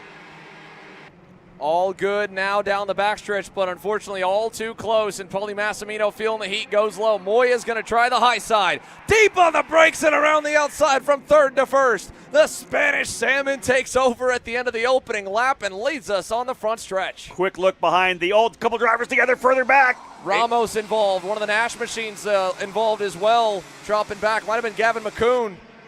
I think Alexander Vanchev had to make a move to the driver's right as well. A little evasive maneuver there. Altogether, though, it looks like they all kept it going. Malcutt now to the inside to protect. 3 wide, nearly 4 wide. Caden McQueen all the way on the bottom is going to pick up 2. Dust clouds billowing as the racing action ensues now here on the 2nd lap in KA Senior. Ruben Moya out front, and he is in a must-perform situation now from here to the end of the Pro Tour to secure a spot on the championship podium, missing out on round 1. A frenetic opening couple of laps here right now. You saw that Moya looked over the shoulder to Massimino as soon as he took the lead just to give the nod. Didn't take me out. We're clean coming out of 12. Let's work together and try to pull away. But indeed, just a great run down that back straightaway. A big sweep from drivers right to left across the bow of Massimino. Clean pass to go around the outside as Massimino was covering down to the bottom on the brakes early. Not so for Moya as he takes the lead right now in that Pantano. So things are settling in now, finally. Moya leading, Massimino second. Here goes Malkit to the inside. He takes over P2 from Massimino. Right there is Chase Hand and Caleb Guffera as well. That's your top 5. But indeed, Malkit aggressive with the move to the inside of Massimino here on lap number 3. So a bit of shuffling here, but Ruben Moya, you know, it's so funny to me, Rob, to see these drivers kind of change complexion throughout the day. Watch this, though, further back. Chase Cassiat-Lee, holy moly, huge air for the Bennick driver. Let's take another look at that here. This was coming out of the last turn a lap ago. He gets sent wide, as does one of the BJR machines. Boom! That was 3 feet up in the air, all 4 tires. Yeah, that's an off-road excursion here at Musselman Honda Circuit. Again, like you said, there was one of the BGR cars and Cassiat-Lee up in the air. And as that happened simultaneously, Isaac Malkit takes the move down into turn number 12. He goes to the lead. And Moya now begins to defend as Caden McQueen tries to go around the outside on the rookie Matt Cagle, and I think he does do it. Yes, complete that move. Another one for the Velocity Sodi, making quick work of the middle of the top 10 right now from 13th on the grid. Now he's alongside Caleb Guffera, but he'll have no draft down the backstretch. That run will fade and he'll tuck back in as Malkut begins to defend out front now. Moya was blocking a bit there for second after losing the lead. Malkut covering for the top spot. Ruben doesn't want to back them all up, throwing his hand in the air. But again, Ruben Moya was in this spot on his U.S. debut at the Supernats 2 years ago, frustrating him as we got one more off. That is Klein, one of the TKG Barrel Art machines, Max Klein, off in the dirt. Caleb talked to Isaac Malkit about his confidence coming into this race, this day, that the pace they've been able to find in that Mike Doherty Racing LN machine, and indeed he has showed that he has the pace to go to the front. Now slotting back into second as Moya's got back to the lead. And no kind of breakaway here, Xander, that we've seen in a couple of other pre-finals right now. We're not getting a 2, 3, 4 car battle. Look at this. Probably 8, 9, almost 10 karts in that lead group. Look at Christopher McKeithen top of the screen. He had a nose down low on Ramos, and Ramos got momentum and then cleared him, and now that's going to split him up a little bit from the backside of Cagle. So mark the little bit of a split we've got in the main pack from 7th to 8th, but it depends if they continue to block up front or if we're going to race at full speed. Caleb Guffera trying the outside groove. There's grip there. He'll pick up 1. He might pick up 2, maybe more, alongside Paulie for 3rd. And yes, Caleb G gets 4 spots up the board there in the first 3 corners. Threw out there on the cushion on the outside of turn number 1 and ran the outside and just got such a great launch out of the corner. He's carried a lot of speed through there. Going to lose 1 spot here coming through 5, maybe 2. Yeah, Caden McQueen, does he get through? He does. Both McQueen and Massimino back through, but that doesn't take anything away from that pass for Guffera. That was super nice coming through turn number 1. Now down the backstretch, Paulie Massimino taps forward. They're all hand signaling to each other, and yet we're still certainly fading low. Ramos is doing everything he can to hold a pack of about 7 of them backwards. The number 1 plate under fire, and he feels like he's been under pressure the whole race. It's Christopher McKeithen, I think, now pushing behind. Yeah, he's right there in the 995. McKeithen trying to find a way by, and Ramos on full defense mode, diving to the inside, coming back over to get into the corner. You'll see whether McKeithen can finally find a way by here. McKeithen looks like he's also deployed the pushback bumper already, so he's got a penalty headed his way. This defending up front's not going to help in that move there. It looks like he just fed Ramos into the wolves. Diego into the dirt trying to get back in line. He'll lose about 6 spots or so. It's a good question to ask some of these veteran drivers. How many laps are you okay with getting defended like that deep? Like the white line, the moving down all the way to the inside of the track, then coming back out to set up for the corner a little bit. How many laps are you okay until you take matters into your own hands? So many variables got to go into that, right, Rob? I mean, it depends. Is it for the lead? Is it for further back? If it's up front for the lead, a lap, maybe 2. If it's in the middle of the pack and you're watching the leaders get away and kind of giving up any hopes of going higher than where the spot you're fighting for, I'd say you got about 2 turns. And Ramos was doing it for a full lap there. So McKeithen, I would say he's playing by the book, at least the book that these guys like to play by. And that's it, right? It is maybe a little bit of an unwritten rule. People kind of know, hey, listen, if you're blocking, I always said this, if I'm going to block and defend down the inside, I'm tensing up the shoulders waiting for the punch, the shot in the back to knock me out. I'm waiting for that bump and run. But indeed, again, McKeithen, like you said, kind of took matters into his own hands a little bit there, a little bump and run, getting through. And when you block like that, you got to expect something's going to happen. Top two, though, from a little bit of defending early that triggered just enough fighting for third, giving them a gap, have taken advantage of that and have gone back to quali lines. Ruben Moya, Isaac Malcutt working together nicely. The young gun with a ton of wins and experience in the Briggs 206 action, all the way up to the high-speed 125 single speeds as well. He's using that pack racing mentality with help, along with Ruben Moya running good lap times to keep this margin back to the fastest driver so far this weekend, Paulie Massimino. But it is coming down. Paulie picked off 2/10 last time by himself. I just love calling these races with Isaac Malcutt. My dad used to race against his grandfather in super late models on occasion. So I think for me, it's an awesome thing to call. And listen, have we not watched this young driver develop over the last number of years? It's been so fun to watch him step up. Here comes the move to the inside. In fact, he's going to take a bid for the lead. He'll see the white flag, I believe, when they come around. Indeed, white one to go. Malcutt decides to pull the trigger early, goes to the inside. He wants that pole position for the start of the main event. He'll white line it down to the bottom here. Moya in position. This is going to bring Paulie Massimino back into the fight here. Yeah, this will be a true test. How good are you? Moya's going to find room in the dirt on the inside. Just barely a car width there. Ike left the door open enough, and Moya's able to get through. But now they're going to have to really slow it down, and that's going to allow McQueen to over-under 1, 2, 3 of them. Paulie in the dirt trying to go by. McQueen gets the lead from fourth. You kidding me? What a great over-under there. He saw what they were doing to the inside of turn number 4. McQueen's going to come away with the lead right now. He started outside the top 10, worked his way up to P4, and he's not even going to get challenged down the back straightaway. Oh, man, Caden McQueen, perfectly timed, perfectly played. Gaffera and Massimino still going at it into the last turn. This will get hairy here. Paulie gives way. They'll drag race behind him. McQueen wins the pre-final over Moya, and it goes Gaffera by a couple of hundredths over 100th over Massimino. Chase Hand able to get to the top 5 at the end. Malcutt first to 6th on that final lap. That's a gut punch for sure, but a lesson learned. Ruben Moya, if you give him just enough space, he's going to find a way to get that Pantano into it. And it pulls off still a P2 end up, so net the same. Plus 22 for the two Superkart drivers, plus 12 for McQueen, plus 10 for Colin Lloyd. Colin goes from 23rd up into 13th spot, so both those drivers getting some big moves forward. Of course, McQueen's going to start on the pole for the main event, but great for Colin Lloyd as well. He'll be on the inside of row number 7. Good stuff, indeed. And if Caden McQueen can do it from the early teens, so can Colin Lloyd. That's it. Who knows if there'll be any other penalties. Certainly a lot of close racing action from start to finish in that KA Senior Pre-Final. But Caden McQueen, first checkered flag for him of the SKUSA Pro Tour here this year. And he's got a lot of momentum now headed to that Pro X30 Pre-Final coming up towards the end of the break. See what kind of action we get here. Yeah, this was a couple of buddies going at it.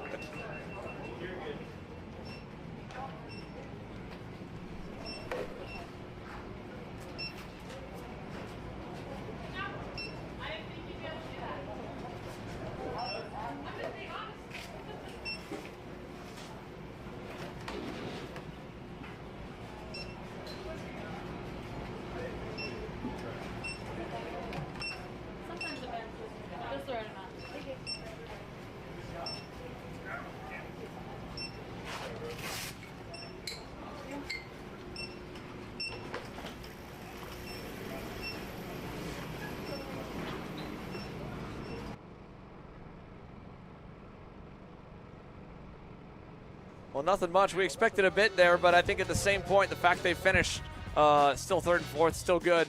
Notes, a lot. I got to imagine we're seeing some new moves here on Sunday, Rob. It was 3rd. That was the place to be on the final lap yesterday, or in a lot of those over-under scenarios. Now 4th, 5th sometimes has been able to get away with the lead, and I think that's a testament to how much the leader is having to cover the inside even more so than before. And again, it's dirty down there. It's a super tight run to the apex, and when it's a single speed package, you really bog the motor down. And like you said, you're also bracing for impact too. So all that combines with a window of opportunity, and Caden McQueen surely took advantage of that Let's go down and hear from him. Caleb, take it away. Yeah, well, my first question is here, what a win, but again, you come in straight to the tire gauge. Tell me about it. Yeah, I think we fell off towards the end of the race there. I think it was probably a little bit too big. It's obviously a little bit warmer than yesterday, so yeah, just set that really ready for the next one. Yeah, it's good. It's ironic. The corner I lose at yesterday is the corner I gain at today, so yeah, hopefully we can keep this momentum into the final and take the win today. Tell me about that move, because it almost seemed like the seas parted for you there a bit, but again, got it done. Tell me about it. Yeah, well, you know, Paulie was fast. He pulled away from me and caught up to the front two, even more so when they started battling. But I knew I had a gap behind, so I could open the corner, and yeah, managed to get a better run out of the corner than all of them. And then shift in focus into Pro X30. It was a struggle day for you yesterday, must be said. How much do you think this win today and this win in this pre-final will translate over to the one you got in a little bit coming up? It's hard because, you know, they're completely different, but you know, it's a good confidence boost, so hopefully we can take that into the X30 as well, and yeah, make up as much ground as we did then. What do you feel like you've been missing with that package? I just feel like a little bit of grip all around. And the problem is for this track, all the momentum, if you don't have the correct momentum, the power doesn't look very good either, you know, everything leads to another and it's all fast and flowing, so we need good momentum to be fast, really. Yeah. Thank you, Caden. Best of luck. Thank you. Good insight there from Caden McQueen and talking a little bit about the differences between the two categories. Really not a lot that you can take from KA to the Pro X30, but indeed talk about just looking for that extra bit of grip. It is a very fast and flowing racetrack. We hear that from all of the drivers here. It's not so much about power. You got to make sure you have that momentum. And again, the momentum is what gave Caden McQueen the victory in that race there. Everybody stacked it up to the inside at turn number 4 on the final circuit. He pulled the big over-under, knowing, of course, that he had all that room behind him, able to get the big run out. I think he even surprised Xander and I, being able to go all the way from 4th, all the way around the outside to get the lead coming into turn number 5. Certainly. That was a phenomenal move to get the job done here in Kart CRG USA KA 100 Senior. They've got a little pickup and cleanup to do. But here it is, the move that's got Caden McQueen provisionally leading your 46 driver field to green later today. We'll be right back. This is Henry. Henry feels sad. Henry feels sad because it's time for his next big race and his go-kart is in bits. Henry doesn't know that Acceleration Kart Racing is the United States' #1 shop for all of your karting equipment needs. Henry also doesn't know that Acceleration Kart Racing can deliver anything from tires to race suits and even wheels directly to your front door or to the racetrack itself, quickly and efficiently, with tech support available 6 days a week. Poor Henry doesn't even know that Acceleration Kart Racing offers free shipping to mainland USA on selected product if you spend $200 or more. Do yourself a favor. Go to accelerationkarting.com and make sure that you are never left stuck on the pre-grid with Henry. Be smart and don't be like Henry.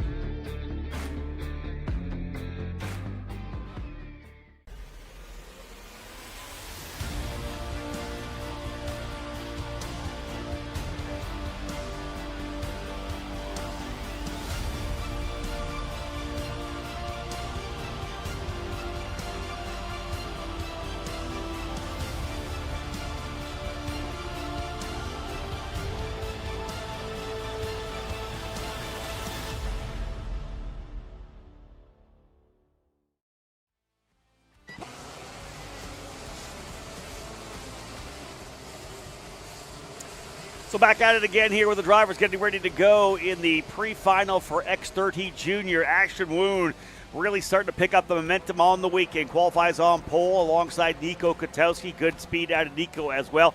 Travis Pettit and Tristan Murphy both up on the wheel. All 4 of these drivers set to try to battle for the main event pole position. Travis Pettit, Tristan Murphy just ahead of Colton Schniegenberg and Royce Vega here in X30 Junior. 2 drivers that were close, but not quite fast enough yesterday. Braden Wagner, Enzo Di Gennaro back on row number 4. Mateo Calderon, solid qualifying effort inside the top 10. He'll start alongside Aston Wyatt, while Marco Samet and Nathan Golseth, will be on row number 6. Asher Pavon and Grayson Walcott, row 7. Maxwell Macha, Paxton Romero on row 8. Troy Ferguson back on the Bannock in row 9 alongside John McClellan. Peyton Anderson starting 19th. Clayton Stiles seen some pace out of Clayton. He'll be in the 20th spot. We've got Isaac Payne and Lawrence Pearman on row 11. Row 12, Leo Da Silva and Brandon Ing. Xander drivers getting themselves out of turn number 12, looking good. We'll get him into the tram lines, and we'll get things underway. Field set. Pre-final for the drivers at X30 Junior is green flag running, and away we go. To the bottom of the racetrack goes Woon. He gets tapped in the back as he holds the spot. He does. He blows wide by. Another driver out way wide on the exit of the corner. Katowski, the off-pole kid, way wide and back down the board. Outside probably the top 10. Royce Vega was trapped out there with him. And that kind of bodes there. Although all drivers have survived, no pushbacks in the X30 Junior class, so the experiment continuing, but it has held strong, at least in terms of everyone surviving that first turn. And I will say, Rob, comparing the first lap of their pre-final yesterday to today, I see a lot less crushed in front bumpers. Yeah, a little bit of a tap there. I think on the first and second place drivers very likely got them tappy there, but otherwise clean and green. Wound strong, big moves to the inside of the racetrack as this shot. Fantastic angle to show you all the defensive moves as drivers coming across from right to left. Little bit of a hiccup there across the line coming to the line out of 12 for Tristan Murphy, but otherwise everyone makes it nicely onto the front stretch, and there's a move. Murphy defending low to hang on to it. Here's a look at that start. You see, it looks like Travis Pettit kind of got up onto the curb in turn 1, and then it chased him up the racetrack, and as he went up the hill, it took that whole first and second row on the outside. Watch Pettit wash his way up, pop tires with Katowski's left front. And then Royce Vega was too close to him. He was just right behind him, so he was going wherever Nico was going, and it sent them both, unfortunately, going backwards. Bad for Nico, could have been worse, I think. Let's put it that way. This is the way guys were stacking up there. All it would have taken was one other driver to climb somebody, and it could have got a bit ugly. But, yeah, that was just some side-by-side action, a little bit of taps in the back. Otherwise, people are settling back in. We'll see whether or not Nico Katowski can put his head down and develop some sort of a return to the front. In fact, look, he's got a couple of spots already. Here's the first move for the lead. Schniegenberg to the bottom of the racetrack in turn 1. Book it. He goes through. Woon into second. Pettit still holding station P3. All for one corner. Ashton went right back to it in the chicane, and now we're going to really dance down to 4. Colton wants the lead right back there. Travis Pettit will cross him up and take it from both of them. New leader, the 729, and now Tristan Murphy trying to go around the outside. He's going to run on a racetrack. He'll get into line. Braden Wagner, Marco Samet. They'll find a compromise there just ahead of Mateo Calderon. And it gives Travis Pettit a big-time lead. That's the last thing this group wants to do, and this is going to hurt more so. Schniegenberg feeling the pressure from Wound. Yeah, Calderon back down the inside as well to get by Wagner. I think you might have got some help there from Katowski as he kind of maybe a little pensive coming into the braking zone, and Katowski's like, no, we're going through here right now. I'm coming with you. We're going through. We got to get a couple of spots. Katowski back up to 7th. Remember, he was 10th just a couple of laps ago. Katowski back to P7 up on the wheel. He's got Calderon right behind him as well. I think Katowski may have got by Calderon as well. Indeed, yeah, he's up now to 6th. Marco Samet would be the next driver on the hunt for Katowski up into P6. William Vitor sets fast lap here on lap number 2, way back in the lineup right now, but starting to charge. He's back in 19th. He's up 11 spots, yeah. Rob. Digging. We talked about it right off the racetrack in qualifying and said, man, that's tough to see, but man, able to get himself back up into this 19th spot so far. Purple lap as well. Let's see if he can keep working his way forward. I think top 10 would be a solid recovery for William Vitor. It could work out good because he didn't get a single lap, so he's basically got sticker of Incos on right now. That's true. That'll help versus everybody else that ran that full 5-minute session, scuffing him in. His tires probably didn't even have the outer seal burned off. But as for the front of the race, Travis Pettit still has the lead, and it's a healthy one back to Colton Schniegenberg, his group in 3rd. Ashton Woon is tracking him down, and there is the off-pole kid digging back forward. Nico Katowski trying to make up for lost ground. He gets by Marco Samet. Next up on the chopping block will be Murphy. Yeah, looking really good right now. Katowski up on the wheel. Nice move to the inside of 4. Able to take that spot away from Samet. Got himself probably about at least a kart length of gap already coming down the straightaway. You see the run rolling up now on Schniegenberg and Murphy. So the 2 RPM drivers are in front of him right now, 4th and 5th. See if Katowski quickly makes work of at least one of them. Does he go to the inside coming into one? Or does he tuck back in? No, not quite close enough. Take the time to get there. Got a little bit of breathing room back to Samet and Calderon. The 787 is Schniegenberg, the driver, would potentially reel them back in to Pettit and Woon, but we've seen this Pettit and Woon deal before. This is a carbon copy of what we saw yesterday, these 2 drivers pulling away in the main event.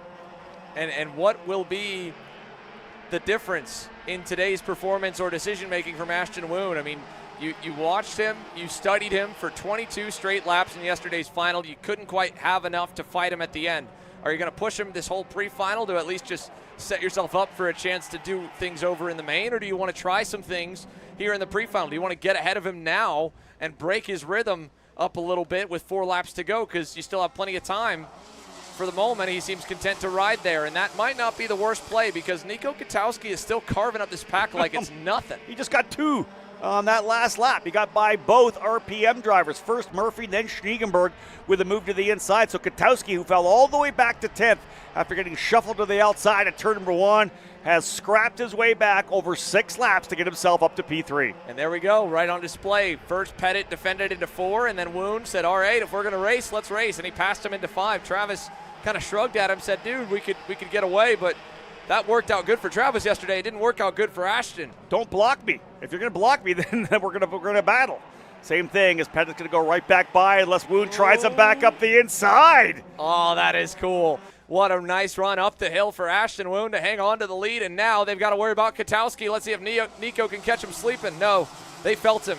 He got right there, and we've got 5 of them perfectly connected up front. More so looking on. Pettit all the way to the low side. Katowski's trying to tee up a crossover. Can he get anything out of 3? Oh, all the way to the bottom. Look how deep this pack goes, all the way to the likes of Vega there on his march forward. I talked about this yesterday, we not. Then the minute you go hard defense like this, you bring everybody back into the discussion. And look at this lead group right now. Listen, I'm not even going to count out the next group either, the way these drivers are defending here right now. But that is at least, I would say 10 karts, I think, in that lead group right now. Yeah, it is. All back to Wagner. Yeah, Braden Wagner at the back of it in the black and white GFC. And this one got a little bit hairy in the brake zone that time for 2nd and 3rd. Woon made a last-second move to just kind of shimmy into the corner, and Katowski was on him. That broke momentum a little, but they're back up to Pettit again, and he's going to keep parking the bus on the inside. With 2 laps to go, Rob, anything could happen here. You're just kind of almost waiting. This lead pack, there's too many. This feels like watching a time bomb, except we don't know when it's going to go off. I don't disagree with you. So much stuff could happen here, especially in turn 4 and turn 11, turn 1.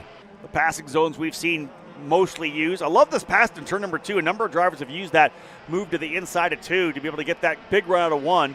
Little breathing room for Pettit, but not a ton.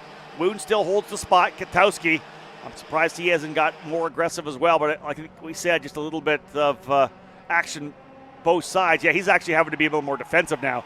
Can't be looking just forward, Xander. Tristan Murphy right there keeps peeking to the inside. This is going to be interesting as the white flag flies. And that was all because Ashton Woon got a phenomenal run in turn 8 last lap. Now he's going to try the high side in turn 1. Travis doesn't want to give it up. Woon will not surrender. Ashton Woon around the outside. New leader out of the chicane. That'll bring the pack back together. Force Pettit to be mindful of the karts behind. Katowski is close, not quite enough to be able to stuff him for 2nd. It'll keep going. Into 5, Pettit high. Crossover coming. Here we go, into the S's. Travis is going to get the advantage and take the lead back. Wow, beautiful pass on the outside of 1 for Woon, but then Pettit gets him back with a tight line through turn number 5. Big run out of the corner here. What kind of a drive do we get out of Woon? They're going to go 3 wide, all the way down to the bottom of the racetrack. Who's going to get the big over-under? Nobody, as he comes back out a little bit. Move to the inside of 12? No, Pettit's going to take this one clean. 2 close together for 2nd and 3rd. It's Pettit who wins the pre-final. Look at this gaggle of them coming to the line back there for the edge of the top 10. Nathan Golseth, Marco Samet, Enzo Di Gennaro all the way up into the 7th spot after fading back on the start. 3 up for Samet, 3 up for Golseth. 16 spots up is the final number on William Vitor further back outside your front page here, but it's Pettit again. Max points on the weekend. So far out of X30 Junior, that's another checkered flag. Both of them here this morning for Hurricane Travis Pettit. Katowski, Murphy, Vega. top 5. We saw some awesome passes there. The overtake by Woon on the outside of 1 to hold the inside of turn number 2. Then again, the great pass by Pettit, able to get the run, kind of over-under deal on Woon coming through turn number 5. Just a lot of great stuff there, a lot of great drivers moving up. You mentioned William Vitor already, plus 16. A well-deserved drive up to 14th position. I think he'll be happy if he's able to get himself into the fight for the top 10. But yeah, that was a huge run for Travis Pettit coming away, Xander, with yet another victory. Great stuff, indeed. Rollison Performance Group keeps the logo on the top of the pylon, both as the class sponsor and with the 729 machine, ending up as your winner here in X30 Juniors Pre-Final.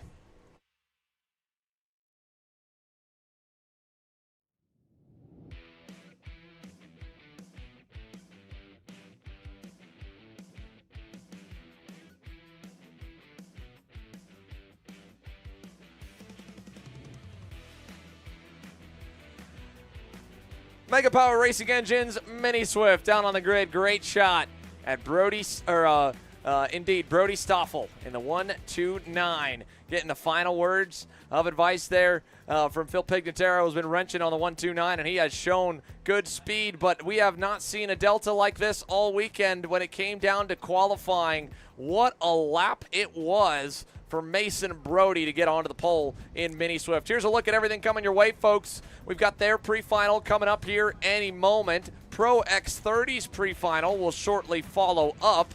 And then there's the lunch break here, and we go back to free coverage with the Pro Shifter main event at 1:30 p.m. Mountain Time, 4:30 p.m. East Coast, and of course 1:30 Pacific as well. That leads into all the remaining main events from the SKUSA Winter Nationals, and Baton Cleanup, of course, will be Pro X30. They're queued up on deck now as the grid clears for group number 7 of 8, group of Mega Power Racing Engines Mini Swift, released and onto the racetrack here. Mason Brody, 4/10 above everybody else in qualifying. Rob, took us both by surprise. Biggest delta of the weekend in one of the slowest classes that always relies on the pack to go fast. Westbrook and Colton Bruck with a better improvement, or with an improvement on Sunday. Inside of row number 3, in fact, behind his Bennick teammate, Max Santana behind Dutch Westbrook. Could Santana, who qualified on pole yesterday, but got shuffled back, could he be the teammate that Westbrook is looking at in the sea of RPM? On the outside of that row, Cole Harris, and the ITAL course is going to start in 6th. We'll have Kimo Ahmad and Connor Lipka on row number 4. Row 5, Jake Manali and Lucas Tarango. They got a little work to do, but they were pulling away from the field when they hooked up in the pre-final yesterday. They've got the 5th row starting spot here today. Row 6, Matthew Pachuli on the inside, Aiden Go on the outside, Hudson Howard and Liam Astalis and all KR, row 7.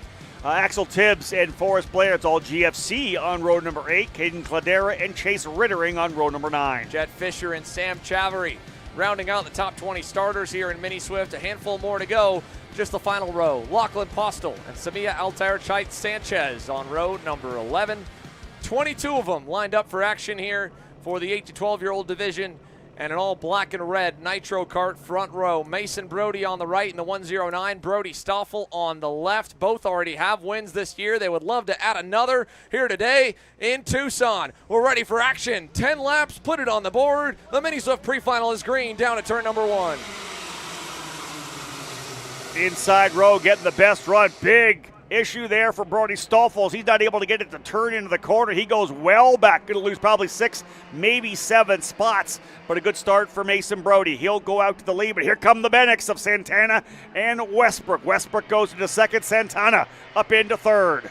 I got to think that was a conversation last night in the Bennick tent that we need some more help up front for Dutch. And Max Santana is there, and now they can work together 2nd and 3rd for the first time this weekend. An RPM Nitro Kart is outnumbered here. Mason Brody leads with a sea of blue and orange right behind him.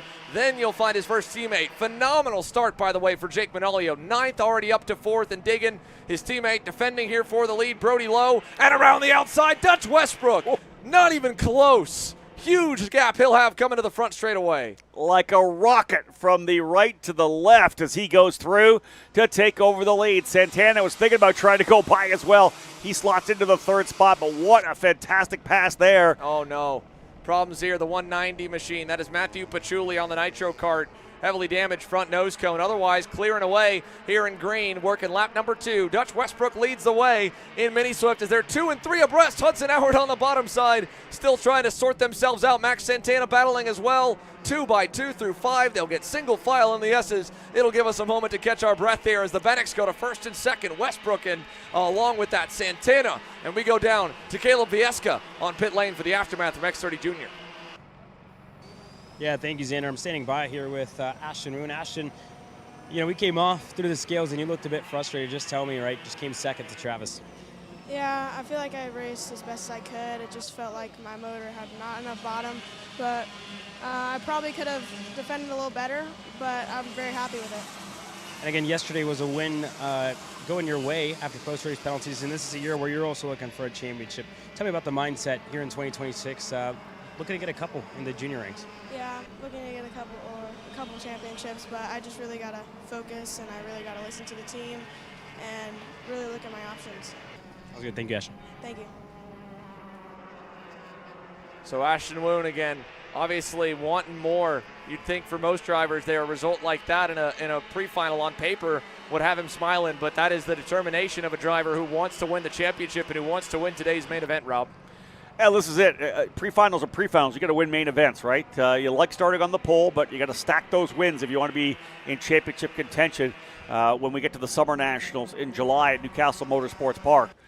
Up front, a couple of Bennicks, a couple of RPMs. As we talked about the fact yesterday that Westbrook was kind of the lone soldier there for Bennick. He has got Max Santana in with him. Santana qualified on pole yesterday, but went backwards a little bit in the pre-final. This time, though, up on the wheel in the 119 and looking really good between Manalio and Brody. About 8/10 back to Brody Stoffel. He has been able to work his way back forward. And I say it was 0.8 of a second, but the minute they start battling here, they're going to bring everybody back in, both Stoffel and Colton Bruck coming back into the fight here as well. Stoffel tried to be able to pick the pieces up with a 2x2 action in front of him. He might still be able to. Brody versus Santana. Santana's going to win that debate into 9, but he'll wash out because of it, and Brody will get back to the inside, and he's got help. Here comes a big shove from Stoffel. It won't be enough initially. It will be now, and up front, you can see Jake Manolio trying to tell Dutch Westbrook that'll work with him and break the team boundaries because they have a chance right now with all this going on behind them to break away, or they did, but that's now gone. Mason Brody has latched onto him. Yeah, making 3 drivers up front right now. Santana still leads that next group, but there is a gap between 3rd back into 4th. Santana's got Bruck and Stoffel there with him.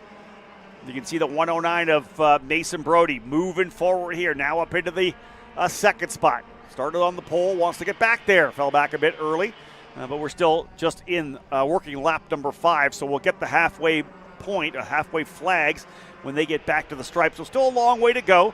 And again, like I said, the 109 of Brody tried to get back to the front. Almost got it done coming through turn number 5 and the entry into the S's of turn number 6.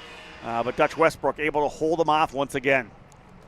And now, with all of this, who else joins? Well, how about Hudson Howard and Liam Astalis at the back? This will bring them even closer as Stoffel goes in on Max Santana for 4th. Colton Brook trying to find a way around him. Nowhere to be found. Cross flags in the air. You can see Lucas Tarango. Unfortunately, he's all by himself further back. Long away from his teammate here going for the lead. Mason Brody versus Dutch Westbrook. 2x2. Jake Manolio keeping an eye out back. They've got a big gap. Westbrook back and holds into 2 and 3. Westbrook just drove that thing hard into the apex of 1, let it kind of drift wide a little bit, able to hold him into turn 2. Here's the over-under now between he and Brody. Look at this, Manalio way on the outside. We've seen this a couple times. Manalio across the bow, the big outside run into 5 over to 6 and move Jake Manalio to the lead. Why not? Let's move everybody up front. This is good stuff. Yeah, this is big-time stuff here for Jake Manolio, being the driver that's pushed many away for so long this weekend, now to be at the forefront of the pack as they head down the hill into 11. But big move here by Mason Brody to the inside with help from Westbrook. Sends him right back down the board to 3rd and still duking it out. He's going to lose more. Brook gets by, and he barely fits in line there in front of Hudson Howard. We talked about how really solid this race was yesterday with the 4 drivers up front. Action back and forth. Of course, the thrilling final laps. Now we've got ourselves, because we're doing this instead of being the final laps, we're doing it midway through. Look at the drivers we've stacked up here now. There are 8 drivers in this lead group going back to Lipka. And here goes a big move in there for Hudson Howard. And who's dropping? Oh, that's around. That is Manalio. Oh, Jake Manalio spun, facing the wrong direction out of turn number 4. Mason Brody out in front of the pack. Tarango has now gotten there. So swap one nitro for another, but a heartbreaker for Jake Manalio to go from the lead at this point a lap ago to now back all the way to the tail end of the field. Yeah, dropped the wheel. I don't know if he's kind of forced off a little bit, but dropped the wheel and it just looped it around on the exit of 4. Got hung up on the curbing. Look at this crazy stuff, though. As you can see, Connor Lipka working his way up there. Lipka maybe up into 5th now, I think. Yeah, call Lipka 5th. So he's worked his way to 8th to 5th. This is starting to get good. Santana looking for the big wide run around the 09 of Brody. Not quite enough. Lipka goes to the inside of Stoffel. He'll go up to P4. Look at this. Oh. This does not work through 2 and 3. Yeah, not surprising. Westbrook is going to take a beating there. Going to lose a couple of spots, about maybe 3, maybe 4. Look at the big overrun. There's more contact. Oh, one in a whole dust cloud there on the front stretch. And Brody gets beaten into the wayside along with Westbrook. And it's Max Santana with a gift and a half of the lead. Connor Lipka into second on the comp car. Where did he come from? And it's Howard, I believe, up into the 3rd spot now. And then again, Westbrook kind of getting a gift there after the contact coming out of the corner. He had fallen back to probably 6th, but he ends up shaking things around. More contacts, we said, coming out. There was something happening on the exit of 1 over to 2 and 3, and then more contact, more action there in turn 4. The driver's heading to pit lane. That is the 129 of Stoffel. Brody Stoffel, early exit. Don't know what the issue was there for the 129, but he's done. Hudson Howard now making a pass on Westbrook. Huge shakeup in the field. 3 drivers, 1, 2, 3 right now that were nowhere to be found yesterday, although Westbrook with a move to the inside of Hudson to answer back and take back that inside top 2nd row starting spot for the final. Colton Bruck, Lucas Tarango, they're there to apply some pressure. Look at this into 5. They're going to chase Hudson all the way to the inside. Westbrook, I think, was asking for some help coming through turn number 4. Didn't want to get pinched or get somebody thrown up the inside of him, but instead they had to check up a little bit. They fell back. It was Hudson Howard who was in that position. He now runs, I think, 4th. Yeah, Howard's now 4th. As here's your leader, Santana, all by himself. Lipka runs now in 2nd, or 3rd. Is a good move there for Westbrook. So put the Bennix 1-2, where we saw the RPMs dominate the front yesterday. White flag flying, and Bennix run.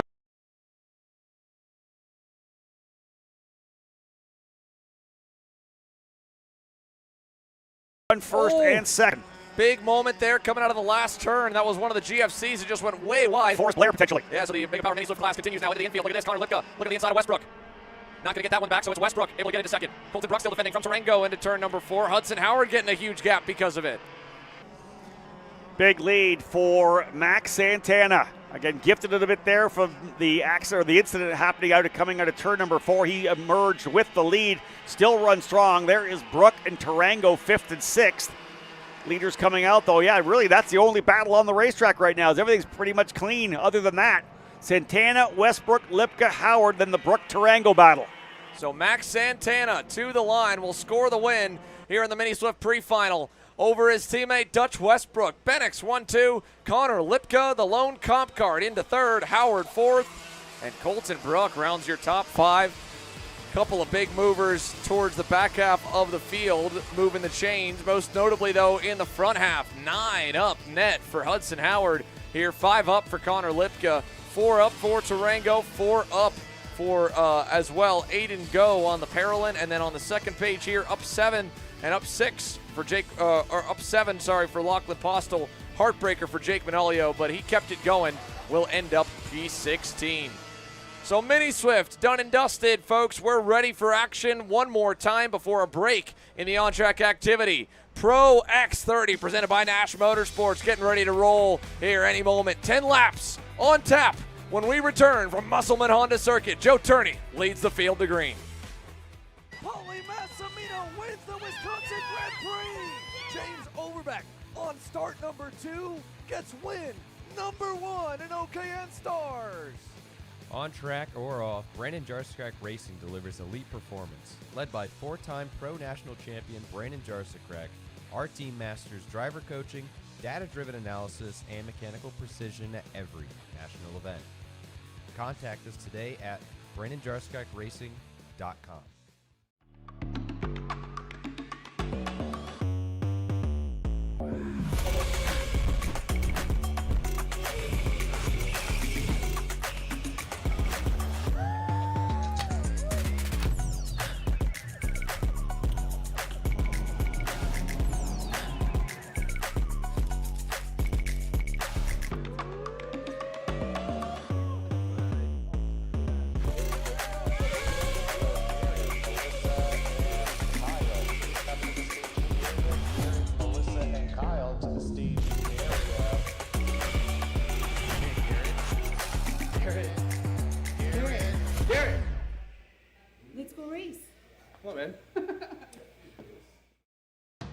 You have to fight to pull ahead, to find your edge, to do whatever it takes to make you 1/10 of a second faster, smarter, more committed than the other guy, because you've got the kind of passion that can overcome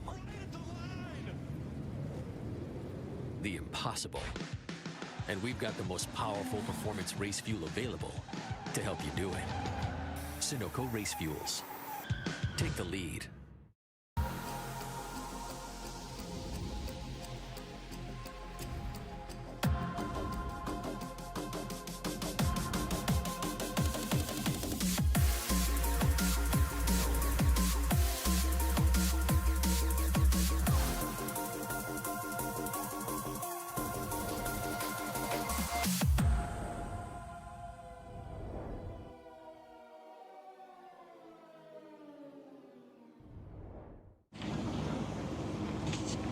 Kyle, what are you doing? It's got my new Greyhound seat. You don't even have a cart. Doesn't matter. I have a Greyhound.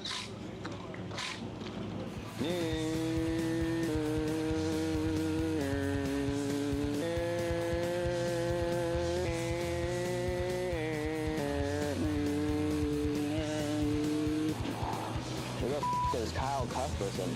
Doesn't even have a go-kart. Doesn't matter.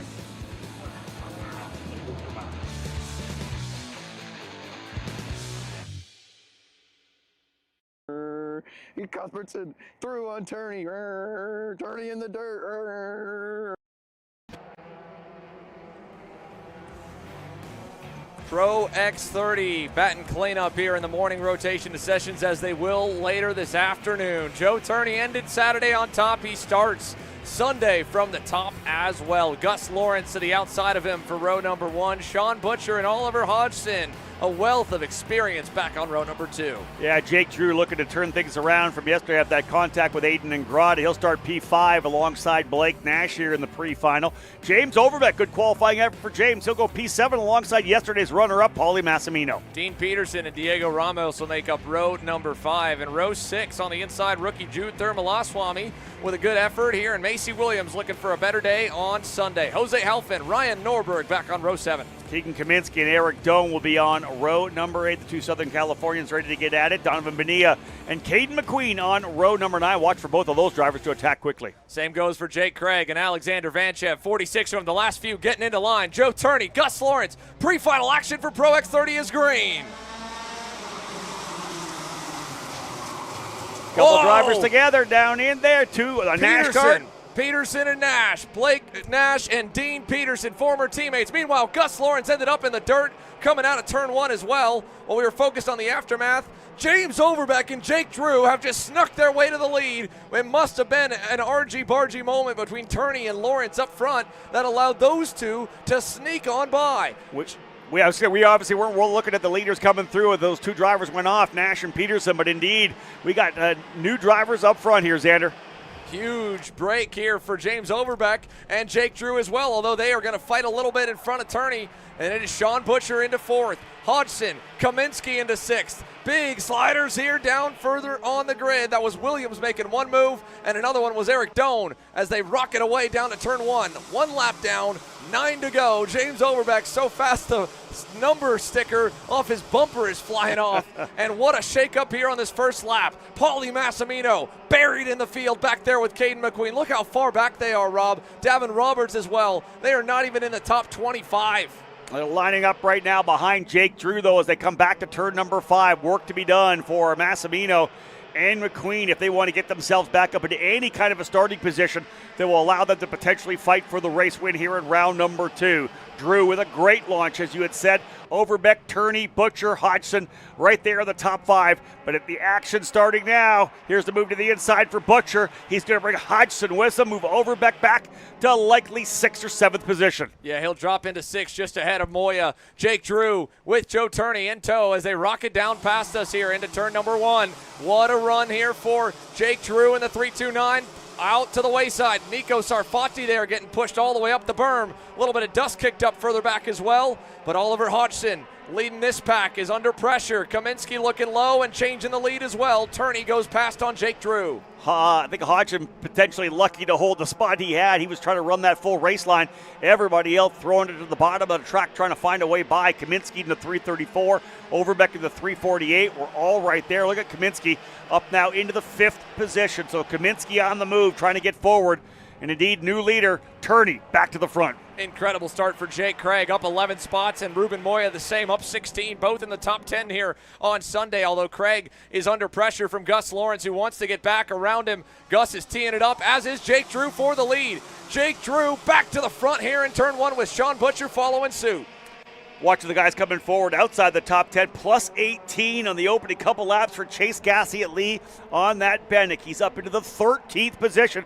Gassiet-Lee trying to fight his way into the top 10. It was a wild one for me to realize, Rob, as Jake Drew covers off low. Hodgson around the outside. Oliver Hodgson, are you kidding me? 4th to 1st around side turn 5. And behind him, Drew is swarmed back to 5th. Yeah, Drew did not get a good run through. We've seen a number of drivers use that outside run through turn number 5 and be the first driver in to drop into the turn number 6 and into the S. Is a fantastic drive for Hodgson as he goes up to P1. Did not work for Drew at all. He's probably back to, I think, maybe 6th position across the line. Yeah, way back. Now he's got to deal with Lawrence as Turney shovels Sean Butcher ahead into turn number 1. He'll have to make a quick decision if Butcher is going to be fast enough or not to lead them back to Hodgson, who now doesn't have the fastest lap of the race, but has command of this group that is about 15 deep. Back to Norberg and Vasquez. Drew with a big send here.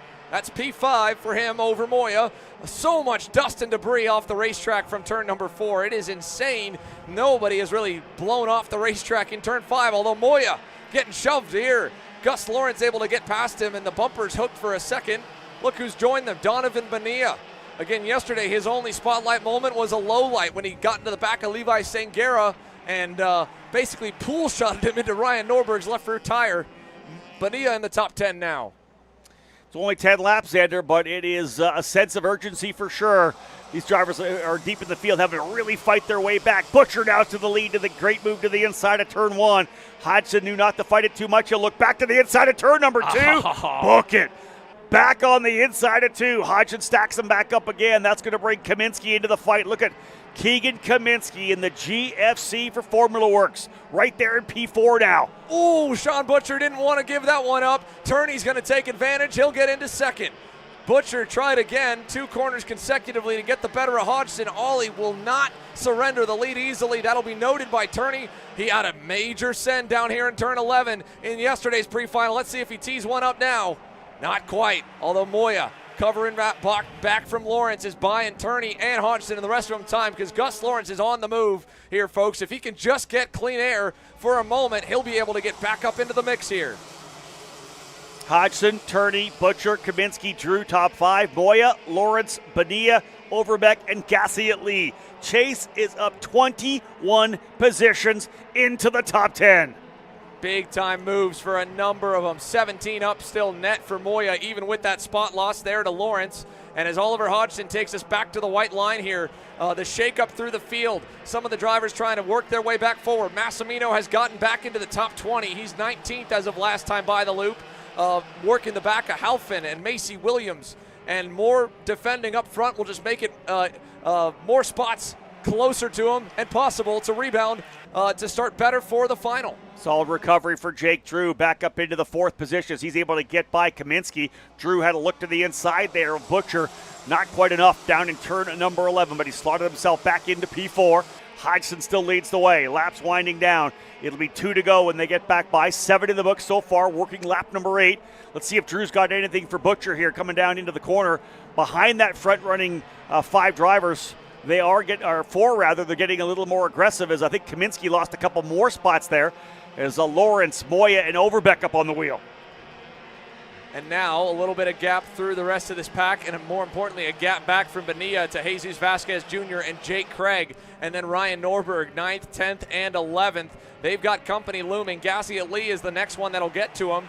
And as we head to the line, though, with 9 drivers in the lead group in Pro X30's pre-final, Oliver Hodgson shows the way. Double sticks in the air. When does Turney want to go? It is not yet. He's going to stay tucked in line behind him. Patience right now for Joe Turney, able to show that yesterday too. in that battle with Paulie Massimino for the race win. They went back and forth on each other around. Ruben Moya off the front tire of James Overbeck, spun in front of the field. Right coming through 2 and 3, and you watch your race go by the wayside as the field streams by Moya, who was running P7. Overbeck there just was into the inside. Again, back to the patience shown here by Joe Turney. Right there, white flag will fly this time by. You can see Hodgson head down. Here comes Turney, going to take that bid for the lead. Hodgson not going to force the issue. Tucks back into second spot. White flag flying, 1 to go. Final lap of the pre-final for Pro X30. They're trying to play it as smart as they can, but now Turney will begin the defense up front. Oliver Hodgson had a crafty move early going in this race. What can you do when you're sandwiched here in second? Sean Butcher able to open up into the chicane. He'll be able to have a run towards Ollie into turn number 4 as they cover low, and a dust cloud once again smoke screens the field from further back. Turney low into 5. So much dirt on the inside, he's going to rinse out way wide. Hodgson has a nose almost low, but not quite. So tough to run the inside line there and try to beat someone to the corner. Right now, Turney with a bit of breathing room right now. Hodgson needs a good run. Drew's going to try to go after Butcher here. That'll be the saving grace for Hodgson. Drew thinking about the inside. Butcher not there to throw it in. Joe Turney starts on pole, gets worked a little bit. Didn't lead every lap, but he leads the one that counts. He'll score the victory here and win the pre-final. Lock down the pole for the main event. Hodgson, oh my very goodness, impressive. Look at this. Eric Doan along with a number of them. Someone just had the rear hub sheared off as well. Huge contact. Sergey Karamsile. Jesus Vasquez Jr. collected as well. And it was off the right rear of Eric Doan. Look at the heavy damage to Sergey Karamsile. And the MPG Kart Republic limps across the finish line. Good to see Eric Doan walk away from that one. Look at that shattered hub from the right rear of Eric Doan. Vasquez with damage to the front of his kart as well. Just coming to the line. By the way, as well, Paulie Massimino on the last lap, last couple laps, went purple, clawed his way all the way back up to 11th. Phenomenal recovery drive for Paulie as he gets right up to the back bumper of the 2-plate from last year, Ryan Norberg, who cracks the top 10, along with Jake Craig. Veterans filling it up here with a rookie, a young gun in the form of Keegan Kaminsky right there inside your top 10. Massimino and Ramos just outside, along with Aiden Ingrata. Macy Williams up and down race for her, ends inside the top 15. Davin Roberts only able to get back to 22nd. Caden McQueen only back to 20th. And was a whole lot going on in that one for sure.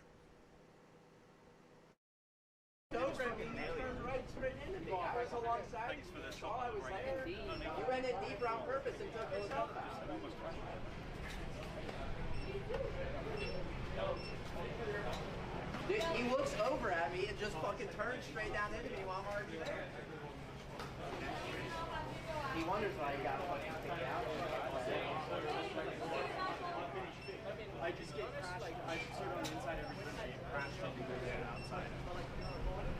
That's me. Huh? I know. You like that? All right, we got another look here as the scale lines begin to roll from Pro X30. Column up front and then further back. Let's take a look at this, try to break it down. There's Craig and Norberg, and behind Massimino, it's Thermal Laswamy.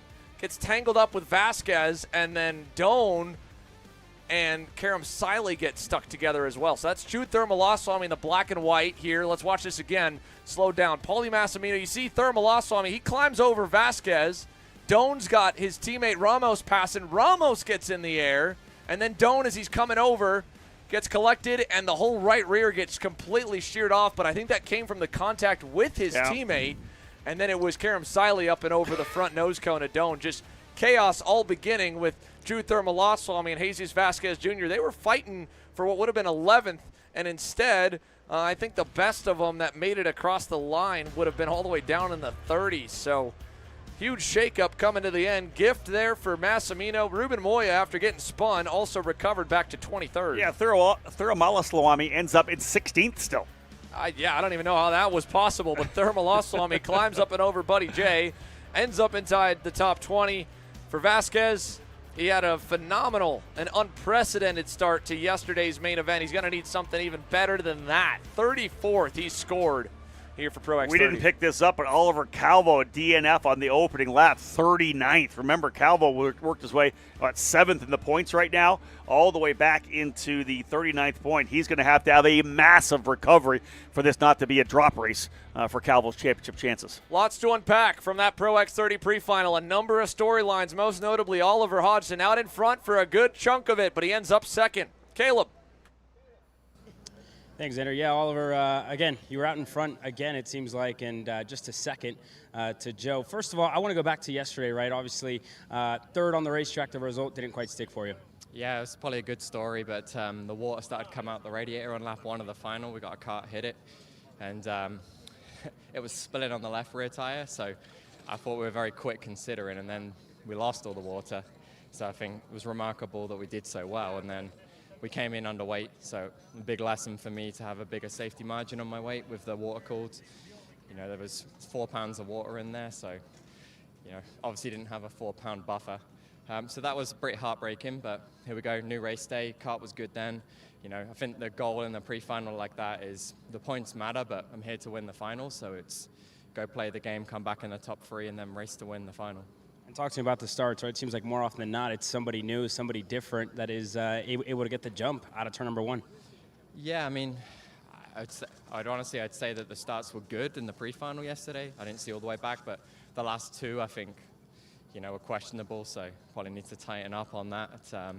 I know it's a hard job officiating, but yeah, I think there's a little bit more rough and tumble than there should be down there. So hopefully that kind of cleans up in the final. If not, it'll be what it'll be, and we'll get on with the race from there. What's the solution? Good question. I think ultimately it's the guys who are racing are going to decide it. So if everyone, you know, if they all want to be raced clean, they're going to have to start doing it. So I'm not saying we want hard racing, but we want fair racing. It's going to come down to predominantly everyone on the grid, and then secondary, the officiating. Thank you, Oliver, and we'll let you get going. Thank you. Thank you. Got one more here, Jake Drew, who on the other side of that start was a beneficiary of it, and it seems like 2 races in a row. After turn 1, you find yourself up at the front. Tell me about it. Yeah, I mean, I'll take what I can get, but I mean, I don't think it's any fair. I don't think that's good for what we're trying to do. It's just disrespectful. You get to the brakes in 1 and you just get blown through. So, you know, lucky to come out on the good end of it twice, but you never know when that's going to change. But other than that, this GFC Formula Works RPM engines package is rolling pretty good today. We struggled a little bit on Friday, but finding our way back to where we need to be, and feel like the driving's getting better and learning a lot with these guys. So I'm excited to be up at the front and looking forward to hopefully a good start in the final and a fair shot to go at it for 22 laps. And again, your starts have been good, but as the race progresses, it seems like you've missed a little bit compared to Joe or a guy like Oliver, even Paulie. What do you need to do to catch up? Just need to take a really good look at it. Watch the Kart Chaser, watch the video, look at the data, see what those little bits were missing. I think I learned a lot again right there, so going to make a little fine-tune adjustment and see what we get. Thank you, Jake. Thank you. Good thoughts from both, and again, tip of the cap to Oliver Hodgson, right, on the exact answer to that, because you got 46 guys going down to turn number 1, and pushback bumpers might have a little bit of a fear, but again, look at the KA Senior start from yesterday. They have pushbacks. These guys don't. It looks like both were just nasty. Yeah, kind of echoing what I said, right? You have to earn the respect on this racetrack. I like what Oliver said, man. If you want to be raced respectfully, you got to be respectful back. And again, he's hoping for that. And the guys know who they can race with out there. You know, Massimino and Turney talked to each other about it yesterday, about the fact that they can race each other. You know, Oliver always races clean. Don't cry if you get wrecked if you're not one of the guys that races clean, pretty much. That's right. Well, there's a lot more coming your way, folks, but there is a break in the on-track activity. We return in just over an hour at 1:25 p.m. local time here in Arizona with the Pro Shifter main event. 25 laps on tap for them. We'll enjoy this break here, and as well, we'll be definitely making sure that we take care of our hard-working camera crew and production team that have brought you all the action over the last day and a half. They're ready to bring you all this as well to close out the afternoon and more. Pro Shifter kicks things off. Straight through to Master, K Junior Micro Swift, K Senior, X30 Junior Mini Swift, and Baton Cleanup, the class that just ran Pro X30 here to close things off just beyond 5 p.m. local time. Rob Howden, myself, Xander Clements, Caleb Vieska, and the rest of the Superkarts USA officials, the Musselman Honda Circuit crew will take a short break, and we'll see you when we return. It's time to bang some gears when we get back on track. Welcome to the future of kart race preparation. Kart Sim Pro North America. Featuring laser-scanned North American kart circuits and precision-tuned kart physics developed using real telemetry, dyno and tyre data, Kart Sim Pro North America delivers the most advanced and realistic kart simulation experience available today. Whether you're training for race day, refining your lines, or shaving tenths off your personal best, Kart Sim Pro gives you pro-level insight without leaving your home. Trusted by world champions, coaches, and karting enthusiasts alike, this is where virtual practice translates into real-world performance. Experience the thrill, the challenge, and the edge. Kart Sim Pro North America. Use code CHASER20 to get 20% off today.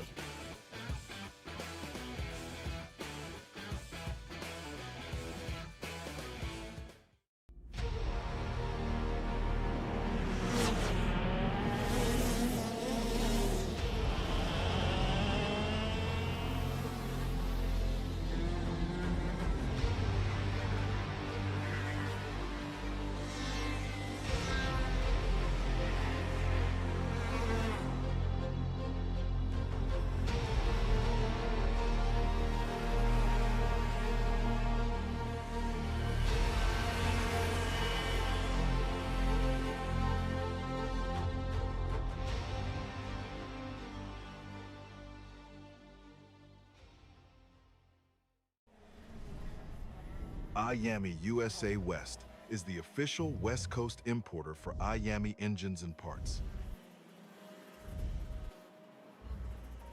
Our dedicated and knowledgeable staff have a combined 50+ years experience in the sport and can help you with all of your needs. Call us today or visit our website to find your local dealer to shop. Are you stuck with your kart racing? Not sure the ideal kart setup? Or going to a track for the first time? Well, Kart Class has the answers for you. Our online portal has a wealth of experience and knowledge to help your kart racing. From kart setup advice to track guides that are targeted specifically to your circuit, or the driver coaching aspects with mindset, racecraft and driving techniques. If you want to take your karting to the next level, visit us at kartclass.com.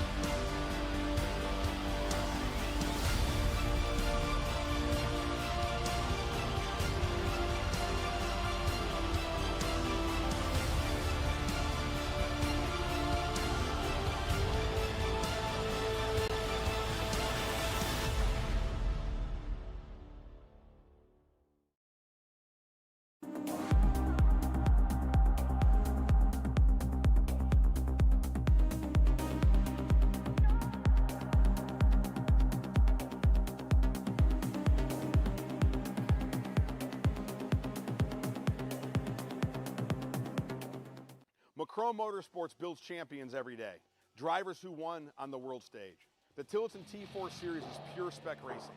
Same engine, same chassis. When you win, it's because you were the best that day. Your edge is not the kart, it's the setup, the strategy, and the race team. With our arrive and drive,